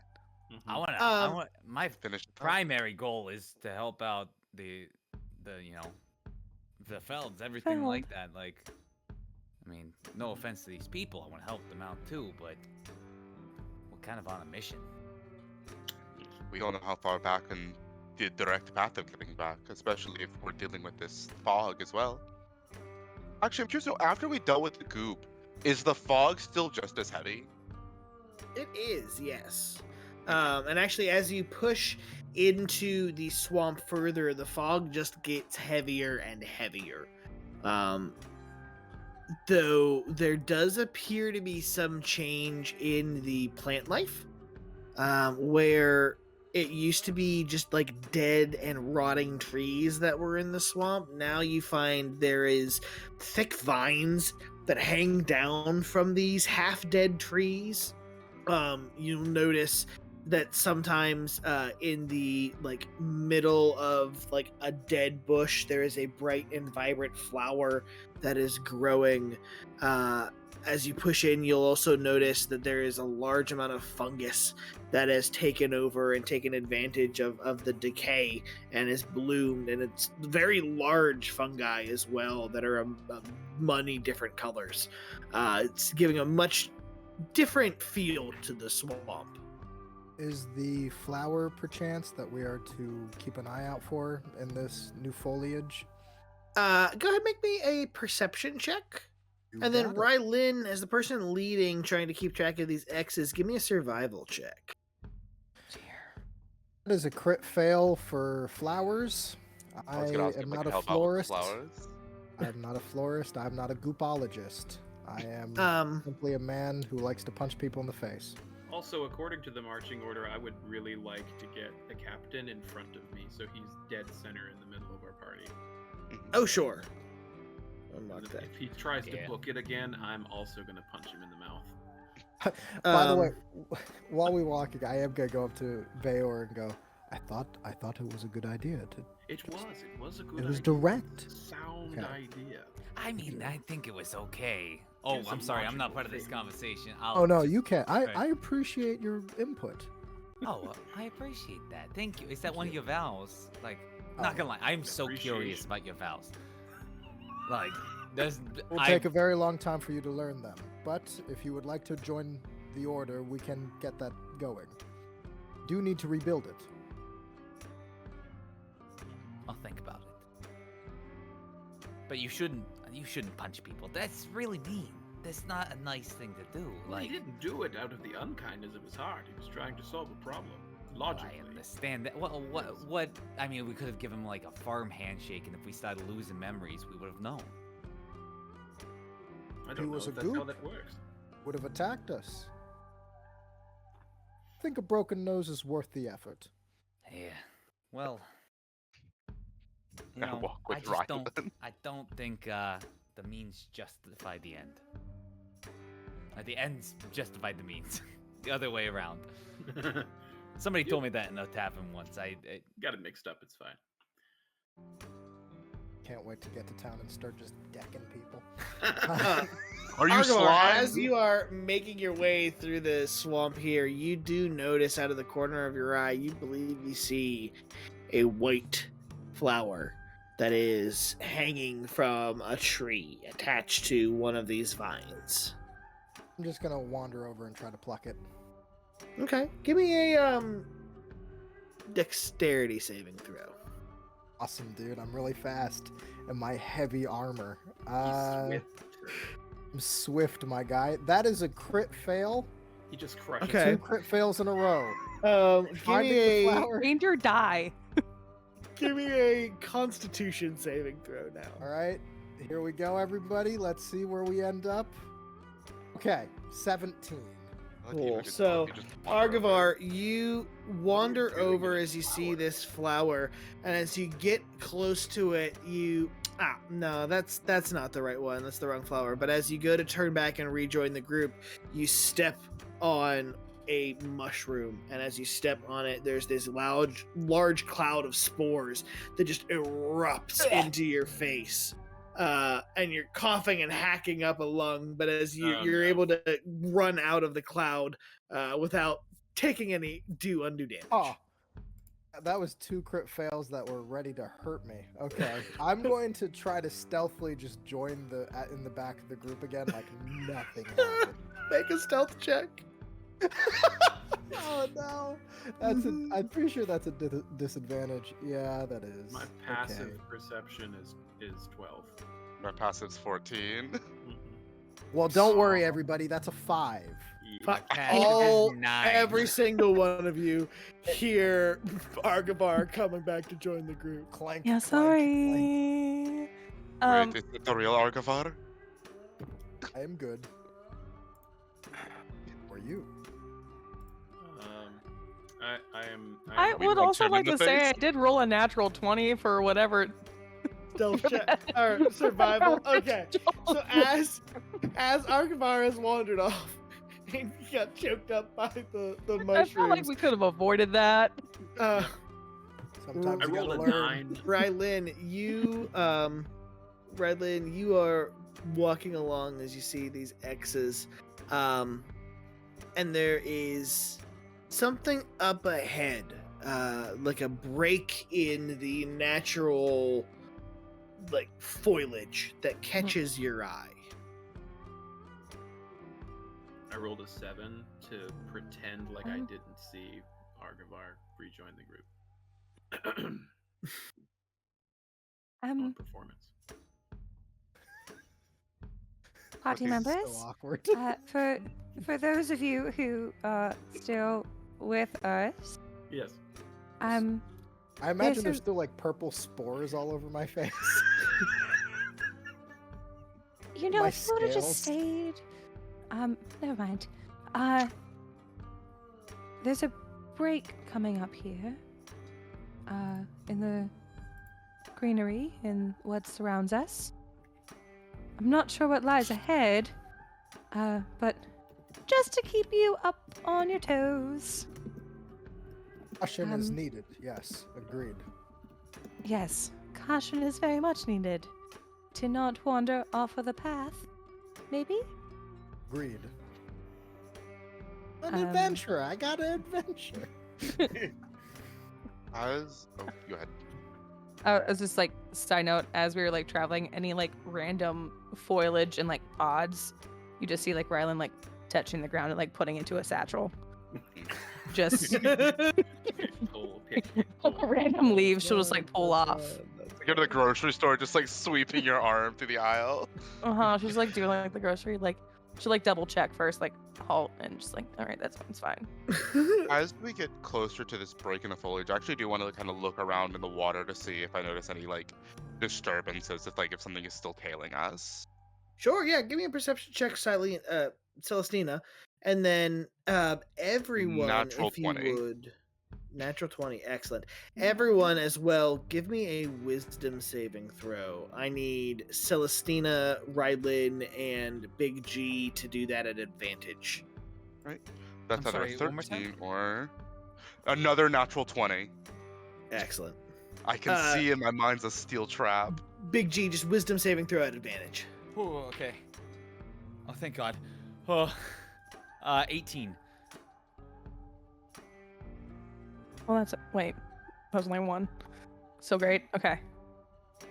Dirty 20. It is a 21 for me. 17. I'm a wise man, but not an intelligent man. Okay. Interesting. This is the cleric. Good. Okay, so Celestina, as you take a look out into the waters of the swamp, you don't see any ripples. You don't notice any obvious signs of being followed by the Banderhobs this far.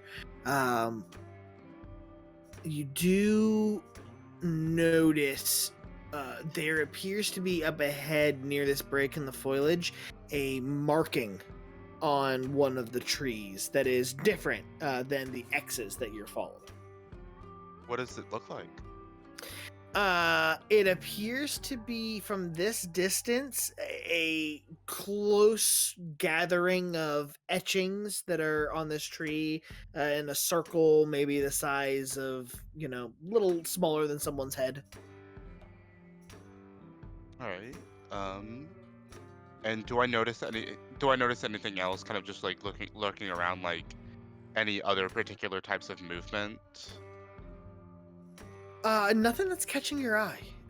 It's very still in this part of the swamp. Yeah, I definitely kind of just take my breath for a moment again, and I mentioned there's something marked on the tree that I'm going to go check it out, but keep an eye on my back to make sure of anything. Celestina, do you want any backup? I'm pretty, quiet. I mean, I assume we're all relatively close to it, and I look and I'm like, I look at Arguvar covered in spores. I look, just kind of run. I'm like, I think I'll be fine for this little bit, but everyone keep their eyes on, as I just kind of get a little bit closer and just look at what the markings are, like with a piece of paper out to try to redraw them so I can bring it back to the group. Sure. How close are you getting to look at them? Just however close I would need to be able to get a good enough detail that I could like draw it. Okay, cool. Make a perception check for me. Right. That is an 11. 11. So you walk forward a little bit until you can make out this series of etchings on this tree, and you're squinting a little bit to make it out because it's very small details. And just when it hits you that this is some kind of arcane symbol or arcane etchings on the tree, there is a loud alarm that begins to ring out through the swamp as you see the symbol glows bright red, and like a high pitch is begun to ring out. The trees have alarms. Do we shoot the tree? Do we do it again? Not by kill the tree. This is the one the possums found after we just ran it. They're like, not again. But as They're soon as I setting hear up that the alarm, I immediately put away the book, pull out the war pick, and start making my way back towards the group as soon as I hear this alarm to get into a formation. Okay. Mhm. Yeah, you're able to rejoin the group as you all hear this high pitched whine that's piercing through the swamp. Does anyone know how to maybe dispel some magical things? Nope. Look to Big G. I had no idea that was a possibility. It Give me an Arcana check. Who? Big G, if you're asking him, yeah. Oh, jeez. Oh. That's an 8. An 8. Big G, so you aren't very familiar with this spell or this magic, but you do generally know that if something needs runes to operate, it doesn't operate without those runes. I destroy that tree right now. As soon as he says destroy that tree, I charge it and hack at it. Give me a reason. Excellent. Did I make an attack against another elm? Let's go, dude. I'll give it to you. Arguvar, as you slash into the tree, you cut a deep gash across these runes. As you do so, you hear the wine cut out and the red glow start to fade. As you stand in the now quiet swamp again, as you look out and ahead of you, past where this glyph was beyond a set of trees, you can see what appears to be the remains of a small campsite. I'm going to look at Big G and point. 46. Hesitation will make you dead. There's a camp over here. Oh. Well then, let's number 26 it, and I just start going right toward the camp. I'm going to turn. Then I'm going to hesitate. Is the camp, how big is the actual camp? I'm going to turn and then hesitate, the thing I'm not supposed to do. How big is the actual camp? So the camp itself is probably good, like 50 to 60 feet across in total. It's Okay. a small hill that appears to be like a little dry land. There's a ring of trees around the outside of the hill that provides a pretty good cover, and that is gradually, descends into a little bit brushier as you get further away from the camp. Is there any markings that detail this to be of our kin? Like, is there any symbols or anything like that would mark them as other scouts, perhaps? So you'd have to get a little bit closer. You might have to get close enough to actually take a good look yourself. From the outside, it appears like the camp has been tried to be like camouflaged. There's branches that are put over the 2 tents that are standing in the camp to try to hide them from any outsiders. Can I? Good news is I do not believe the goop make camps. Can I try to be like hiding in bushes as I go like closer and like, trying to be a little bit more stealthy? Sure. Yeah, give me a stealth check. Yeah. Big G Splinter Cell episode. I'm going to That's hang back. A and allow him natural to- 20. Oh my It's god! Night of natural 20s. It's a 26. It's not natural 20s until you start looking for flowers, and then you crit fail twice. Yeah. I do. Yeah, Big failed G, on a you wisdom save. Not hide into bushes. It's fairly easy to find places to hide. It's a fairly overgrown area here. Okay, I'm just gonna creep my way forward towards the camp, checking it out. Wait a minute. So Big G, Yeah. as you get to the center of this camp, and the rest of you, I'm assuming, follow him. The camp itself appears to be in a fairly decent condition. The tents are still intact. There's a fire pit that appears to have been extinguished at some point in time. However, the same cannot be said for the inhabitants of the camp. Do There is possums a make camp in your world? not here, unfortunately. Okay. There is a body that is pinned to a tree with a spear through its midsection. Its feet, you see, have been eaten by scavengers. It's also missing a hand. Nearby, there's another body that's laying there. It's half armored. It's missing an arm as well. There's a bloody trail that leads from the center of camp out towards the outskirts of the camp, away from the 2 tents that I said are camouflaged. How far is the campfire from where I am at? Probably 20, 30 feet here. And Big G, I will add real quick here. Swamp lotuses are blooming all over the campsite. Okay. I'm just gonna try something out, just in case there's something still in the area, just to get its attention.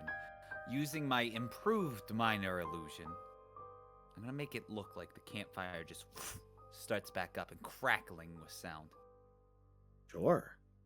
The campfire springing back to life, casting a fake heat and warmth glow into the swamp. It crackles for a little bit, but there doesn't appear to be anyone stirring from in the swamp. There doesn't appear to be anyone coming out from in the tents. Okay. Did you say that we freely see the bodies hanging on the trees? Yes, yeah, you do freely see these bodies. So Bayor is dropping all caution to the wind, just so that you guys know, and is walking towards the first body pinned to the tree. Just so you know, like, it'll take me some time, but that's where I'm going. I put my arm on Celestina's shoulder. Can you do me a favor? You can connect to our minds, but can you detect anything other than us still here? Do you have to see them? If I can get to a vantage point, I can take a quick look around, but it has So to you be... you have to see them in order to connect? I have to be able to see it. But never mind. I don't want you to do that then. Are you sure? I I just- don't mind. No. Stay close. I will Just- do. It's just seems a little different. Come, at the very least, come with me. I want to check to see how fresh this blood is. Of course. Yes. Can I make a medicine check? Oh. I was gonna say I want to do a medicine check to see if I can kind of determine about how fresh this blood is, to see if I can get kind of a gauge about how long ago this camp was attacked. Sure. Yeah, go for it. And I would like to roll investigation, kind of backing up Bayor to find out who these people were. Sure. 19 for the medicine check. I was gonna give her assistance, so Oh. yeah. Can I roll with advantage? That is a dirty Yeah, 20. yeah, DM. go for it. Dirty 20. Lower. We'll go plus to what I one, had baby. before. So for Celestina, the medicine check, the blood that is on the ground, it's hard to tell just because of how muddy the ground is. It doesn't really give you a good picture of it. However, what you can tell from the mud, the blood that is dried onto the leaves and the trees, as well as the decomposition that's in these bodies, they've probably been here for a couple of days. They're definitely more recent than the first body you found. Looks like there's whatever came here has already left its hunting ground, but keep an eye out and be careful. Would we notice any of the clothing, armor, insignias to be the party that was sent out before us? So yes, I was gonna say Investigation. Arguvar, as you are backing up Bayor and kind of looking at these bodies, you kick over the one body that was on the ground, and you see it's another dragonborn, female dragonborn wearing a breastplate, and on the shoulder of the breastplate is the sun logo of the scouting parties.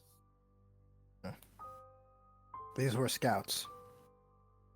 I am going to at least try to close her eyes. If she has any open dead person googly eyes. That's rude. I'm trying to be polite. I ask while you do that, what does your church say about death? That you are supposed to die. And that you should decompose where you fall.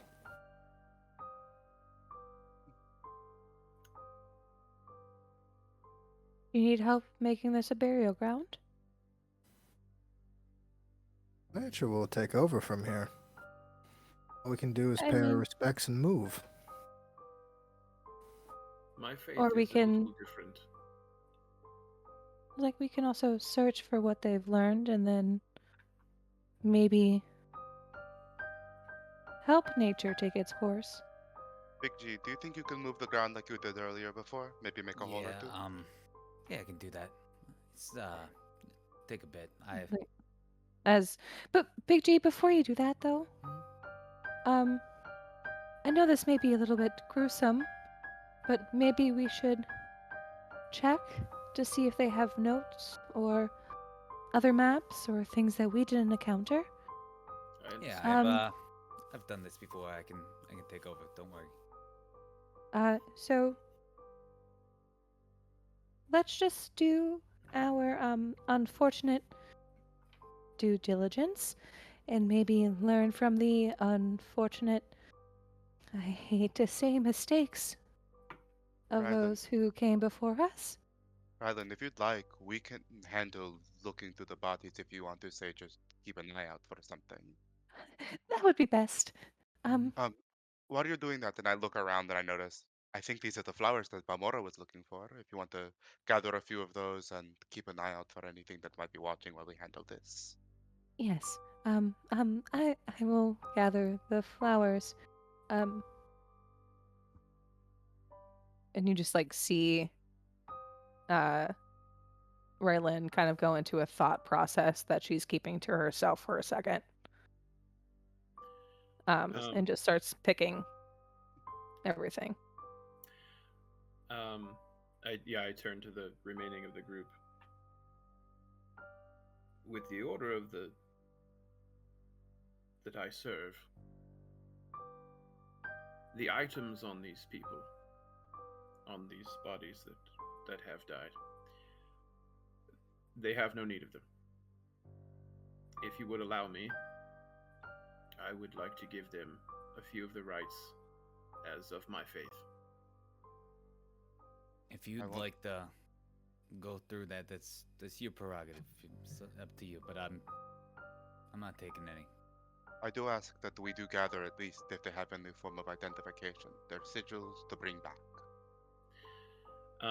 And he goes through the process of burial rites for the two bodies, stripping them literally of all the worldly possessions and placing them aside.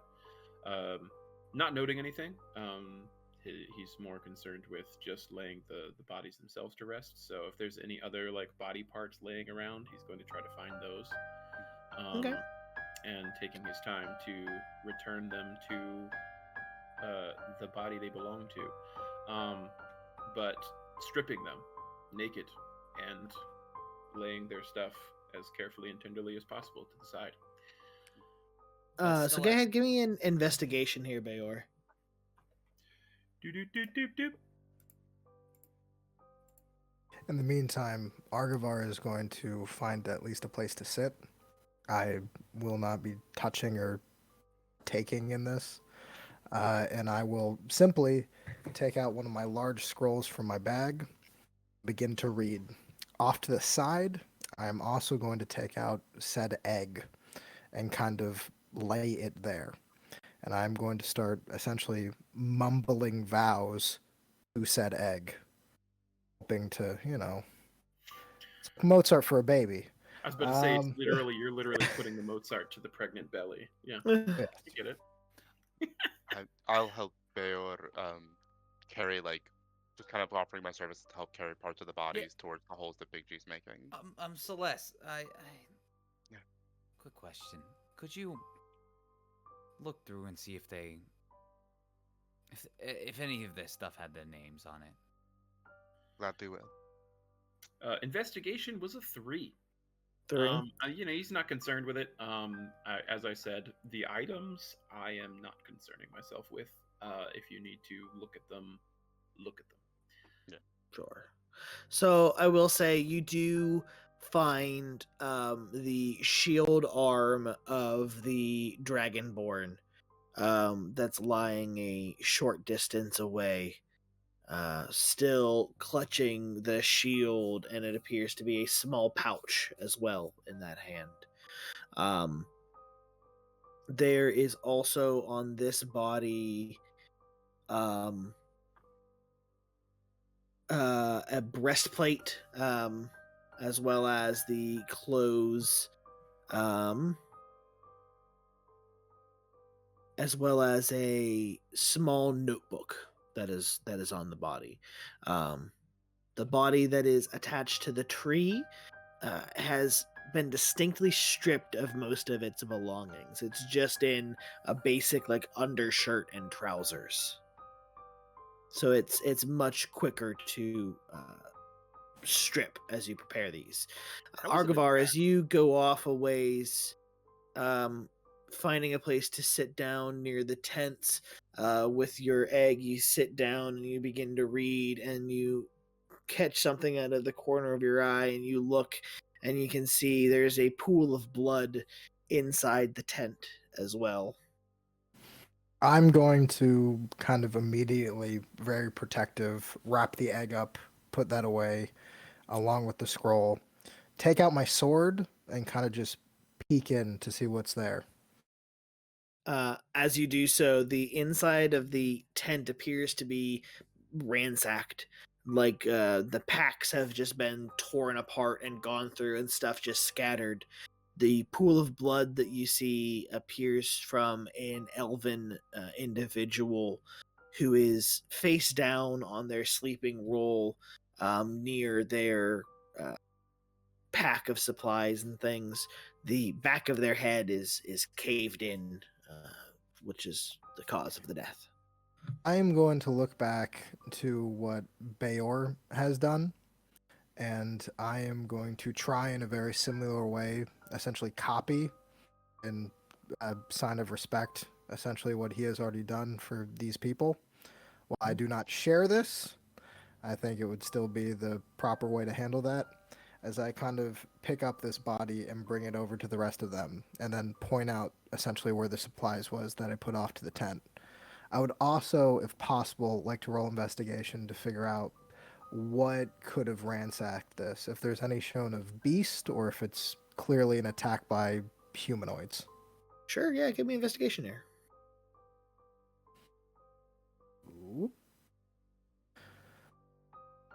Ooh, we got a crit, baby.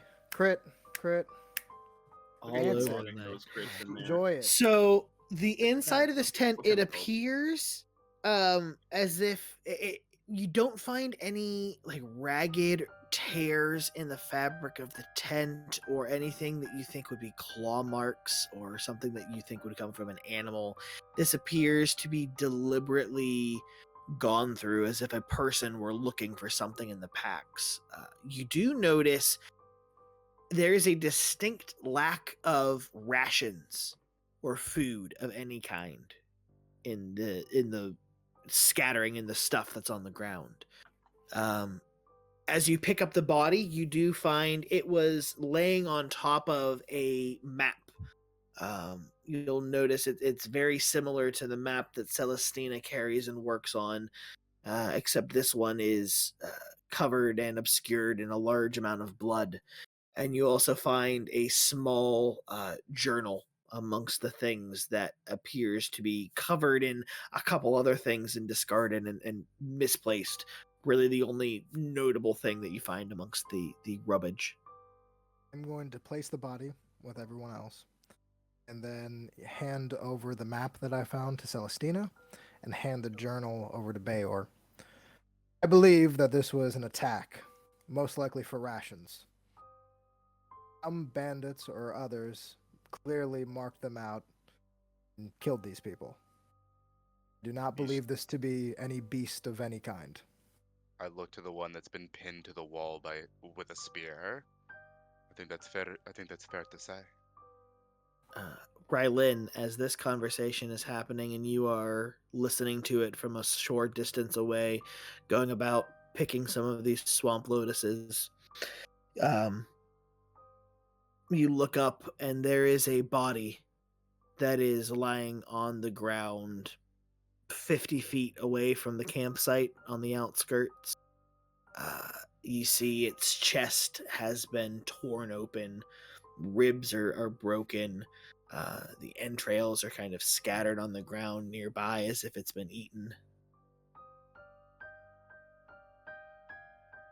I walk over to it. I pull it further up on the shore.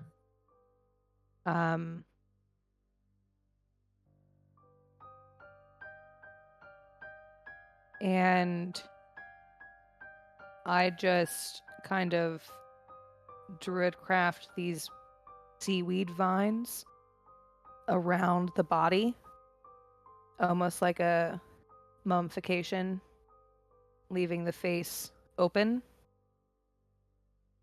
Bring it up further. And I like kind of do that to more keep everything intact as I bring it closer.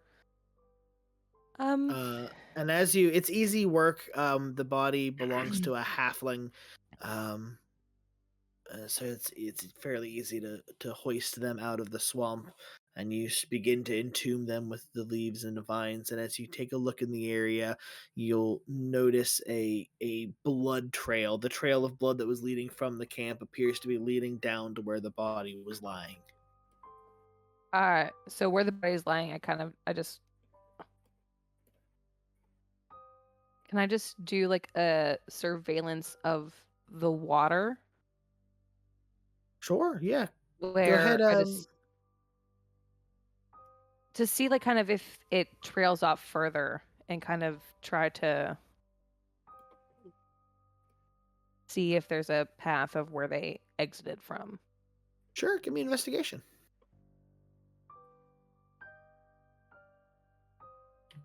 Kurt, does the faction in which we belong to, do they actually have any notable enemies? Could also be possibly the origin of this attack. Roll a history check. Got it. 17. 17. So you Okay. Another crit. I'm not trying to be weird. I love this. I love D&D Beyond right just now. your night. Here we go. So Rylin, you notice in the mud there appear to be 2 sets of tracks that lead from the camp to where the body was, and then leading back to the camp there is only 1 set of tracks. Furthermore, as you look at where the body was lying, you notice that there was a tree nearby. And at the base of the tree, there is a small picture that looks like it's been etched into the tree with a small knife.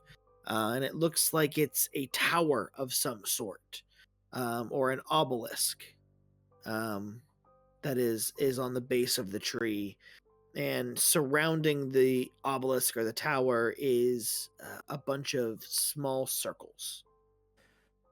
How many? So they are larger. There's several larger ones that are right near the obelisk, and then they are smaller as they like disperse out. But there's probably a dozen or so small circles. Okay. Anything from my crazy history? What was your roll again? I'm sorry. Yes, because tonight's ridiculous. Yes, I did. Yeah, I saw it literally as it happened. So you remember as the Feld was heading out, there were some rumors about nobles in Solbari not being happy about the entire expedition, as if the Feld undermined the power of Solbari. Although you're not really sure what length they might go to, that's the first thing that comes to mind. I'll relay that to the rest of the party as another theory as to what could have happened. I'd like to ask Celestina. Um, just curious, were you able to find anything with their names on it? Was I able to find anything with their names on it? 2 journals, Uh, but I don't know if they have yeah. their names. So you so far have found a notebook on the Dragonborn's body. You found a journal in the tent, and Rylin. Never mind. I apologize. I just wrapped the body in and not searched the body yet, and I have not You're told them good. what I found. Well, I bring you those 2. I bring you the 2 journals as I also take the map that Arguvar was giving me. I'm gonna use mold earth to give them, a proper burial and bring up a couple of like tombstones and carve their names into it. Yeah. You see Sure. Rylin also, like, after she has walked out and has seen all of these things, kind of ski luges, kind of like sled dogs, this halfling body wrapped in seaweed into with the other bodies. So I found this one. I just kind of wrapped him because I didn't know if I would be able to carry him and thought this would be the easiest way. There might be more here. It's just seaweed, so you can actually just like dismiss the druid craft and the seaweed kind of falls away. One more. Also, this may have happened from within. Oh. What do you mean from within? Well, there's tracks that go out to the swamp line. 2 go out. Only 1 come in. You can only infer that this was one of the 2. And then the one that came in, well, you see. I want to check the body for 2 distinct things. 1, any remnant of this purple slime, and 2, for if I can determine, like, based off, I assume the breaks of the rib cage, if I can see if it was an impact or if it was something coming out of it that caused, like, if it was an entry or an exit that caused the chest to collapse. Sure. Yeah. Give me investigation. Try to do medicine. Yeah. I'll take medicine. Also, I will Medicine. say continue. I'm not good at knowing how fast people run, so but still that's my inference. Very fast. But I got a non-natural 20. The Still dirty got 20s. Nice. All right. So, Celestina, as you look over this, the body of the halfling, you can see that the impacts to the ribs appear to be external, as if someone or something broke through the rib cage and then pried it open to get at what was underneath. There's a lot of stuff missing from inside of the torso. You also, as you are looking over the body, you come across a sketchbook as well as other small art supplies. I definitely take a moment and kind of just hold the sketchbook for a moment, and before opening it or before like doing anything with the art supplies, I look. I say, based off how the wound was at the very least, I don't think anything burst out of it, but it looks like something tried to scavenge what was inside more than anything. which Where was this body found? In the water, right? by the This one water. was you by said? Rylin. So it was found on the outskirts, and it's very easy because it's the large bloody trail that was leading from the center of camp outward. Rylin was coming right from that area. Okay. Doesn't appear that the trail was very well concealed. Okay. I also, taking a moment, I take out the map and I roll it out as well as I open up the sketchbook. I want to compare it to the one I've been working on to see like what's different. While it may be heavily obscured with blood, if there's like any different sigils or any different like markings for like maybe locations we haven't seen. And also, again, taking a look at the sketchbook to see what's there. Gotcha. So for the map first, go ahead and give me an investigation. It That is was a the possums. Oh, I'm sorry. Oh, that's a You got 'em. 5. Possums A got 'em. 5.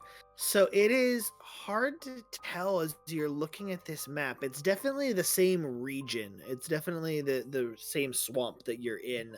But the cartographer of this party, presumably the halfling here, had written everything in a kind of code. That on top of the fact that it's mostly covered in blood now make it very difficult. You could probably sit down and try to like take a closer look at the map, but that's going to be a longer process for you. And you can't read. I can't read, but I can Can't- look at drawings. Yeah. But I definitely will wrap that up and put it in my map case. But then I Sure. will look through the sketchbook for a moment to kind of just see what I can find So the out there. sketchbook, it starts off at the beginning with pictures of the Feld, sketches of the city and of the Mirenfeld that you take was from the beginning of the journey.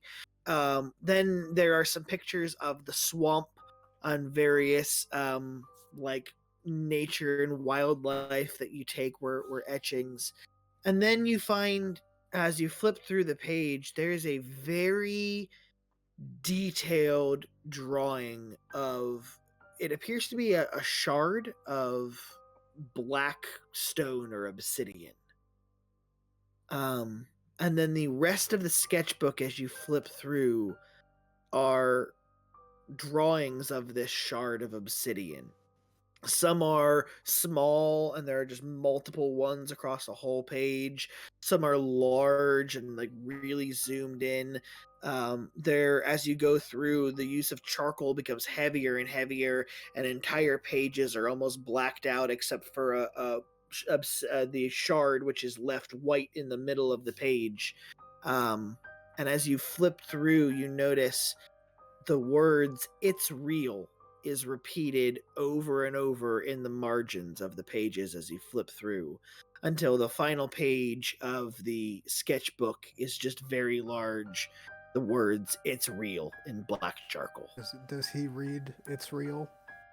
He does I not. do not read what it says, but I say there's writing after a certain point it just becomes writings and the drawings of a madman. But it's well done at least. What are the writings? I show it to you. I show you like the last page, which is it's here, it's real, it's real. I would like to. I mean, so it's this strange shard. Is it possible to do a history or investigation to see if we've ever heard of something quite like this?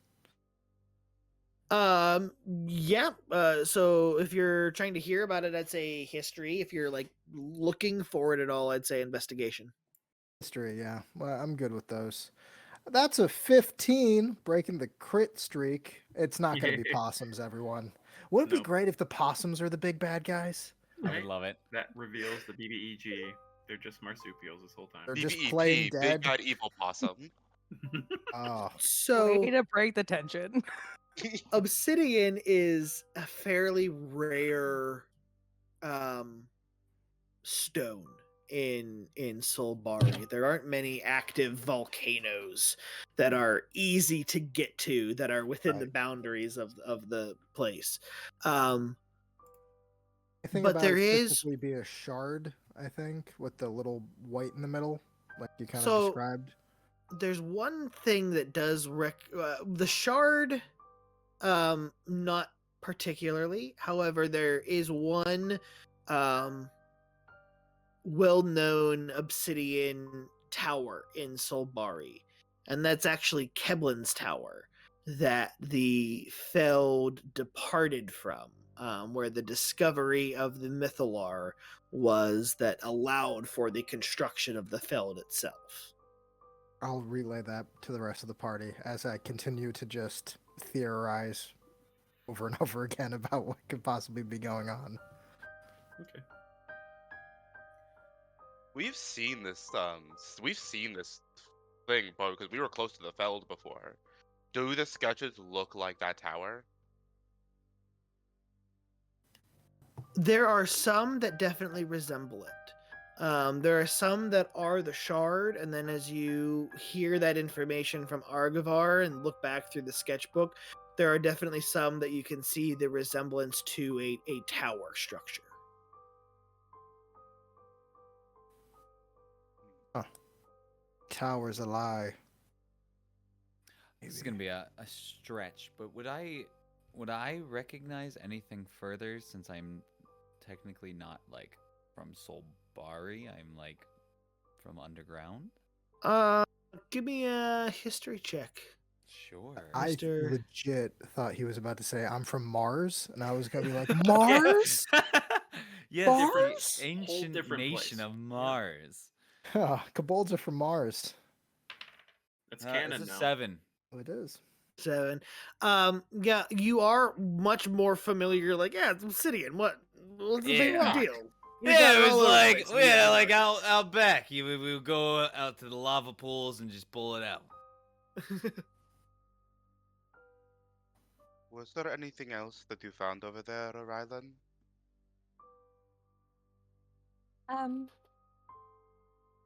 Not really. I had the body, and then there was this etching on the tree, of this obelisk with many different spears around it. Spheres. Would you mind? Would you mind showing me where it is? I'll jot it down, so that way we have something to reference later. Yes, of I'll course. also come with you. And I'll point out where the How's tree our etching captain doing? is. Oh yeah. Hurt. Following me around. Lovely yeah, DM. the captain is looking like a lost puppy, almost losing his lunch over the viscera. But yeah. does it seem like any of his like memories have returned to him at all? Not yet. He has taken a seat down, away from the main chunk of the camp here, and you can see he's like rubbing his head like he's got a massive migraine. Okay. Pop to squat. That seems like a good sign. Lovely DM. Yes. Nothing of this may have like jogged Ryland's memory of anything of recent or unrecent kind of treachery.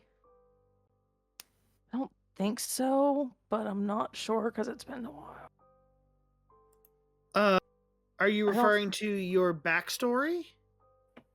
Or More just like kind of the time she spent after she woke up with the it does not, no. Okay. To make a Like- short answer. Yes. Yeah. Not the backstory, but the most recent backstory. I would like to go ahead with the funeral then, if the bodies have been kind of brought to me and no one else has found anything. And just being at the center of camp, I guess kind of close to where the captains popped the squad, unfortunately. During As these it is. funeral rites as well, Sure. would this count as a short rest for any of this stuff?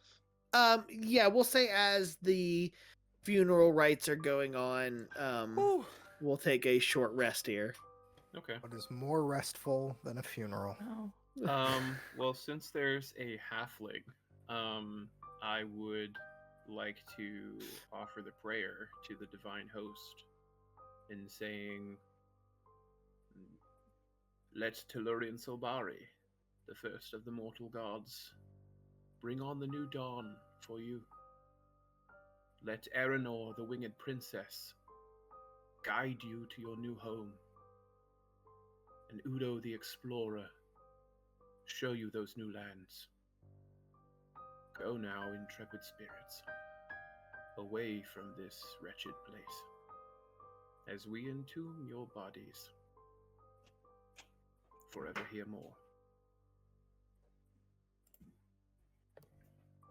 And he does a where am I?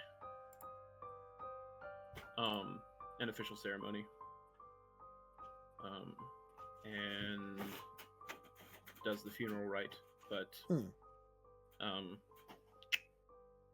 I mean, other than like the flavor text, just doing the ceremony. Ryland will use Druidcraft to kind of close all of the natural earths around them, but bring up not the swamp lily, but a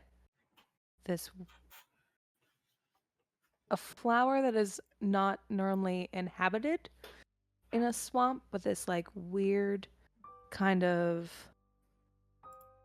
purple and blue teal opalescent, almost chrysanthemum that will just like kind of grow out of each of the tombs to give that and just like bring them back into the earth to finish off the funeral rites of all of the bodies.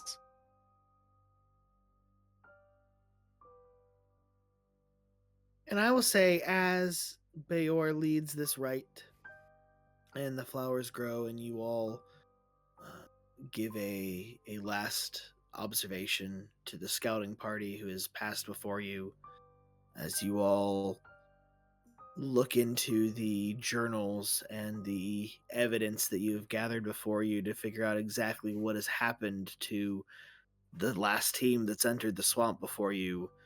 That's where we're going to call our session for the night. Yeah. So, thank you all so much for joining us for our second episode of Diceburgh. We will be back in 2 weeks' time. We are live every other week. That is February 22nd, same time, 7:30 Eastern time. But don't worry, there's plenty more games on 5% chance in the meantime. We have Ash and Shade Committee tomorrow, run by our fabulous producer and man behind the curtain, Curtis Haflett. And then Sunday, we delve into the Minds of Fandelver. Both of those games run every weekly, so if you've enjoyed Diceburgh here, check out those games on the channel as well. Hell yeah. Until next week, or next 2 weeks, thank you for joining us. Have a good night. Take it easy, everyone. Bye. See you Bye, later. podcast. Bye. Bye. Bye. Dumpstat. Don't forget you can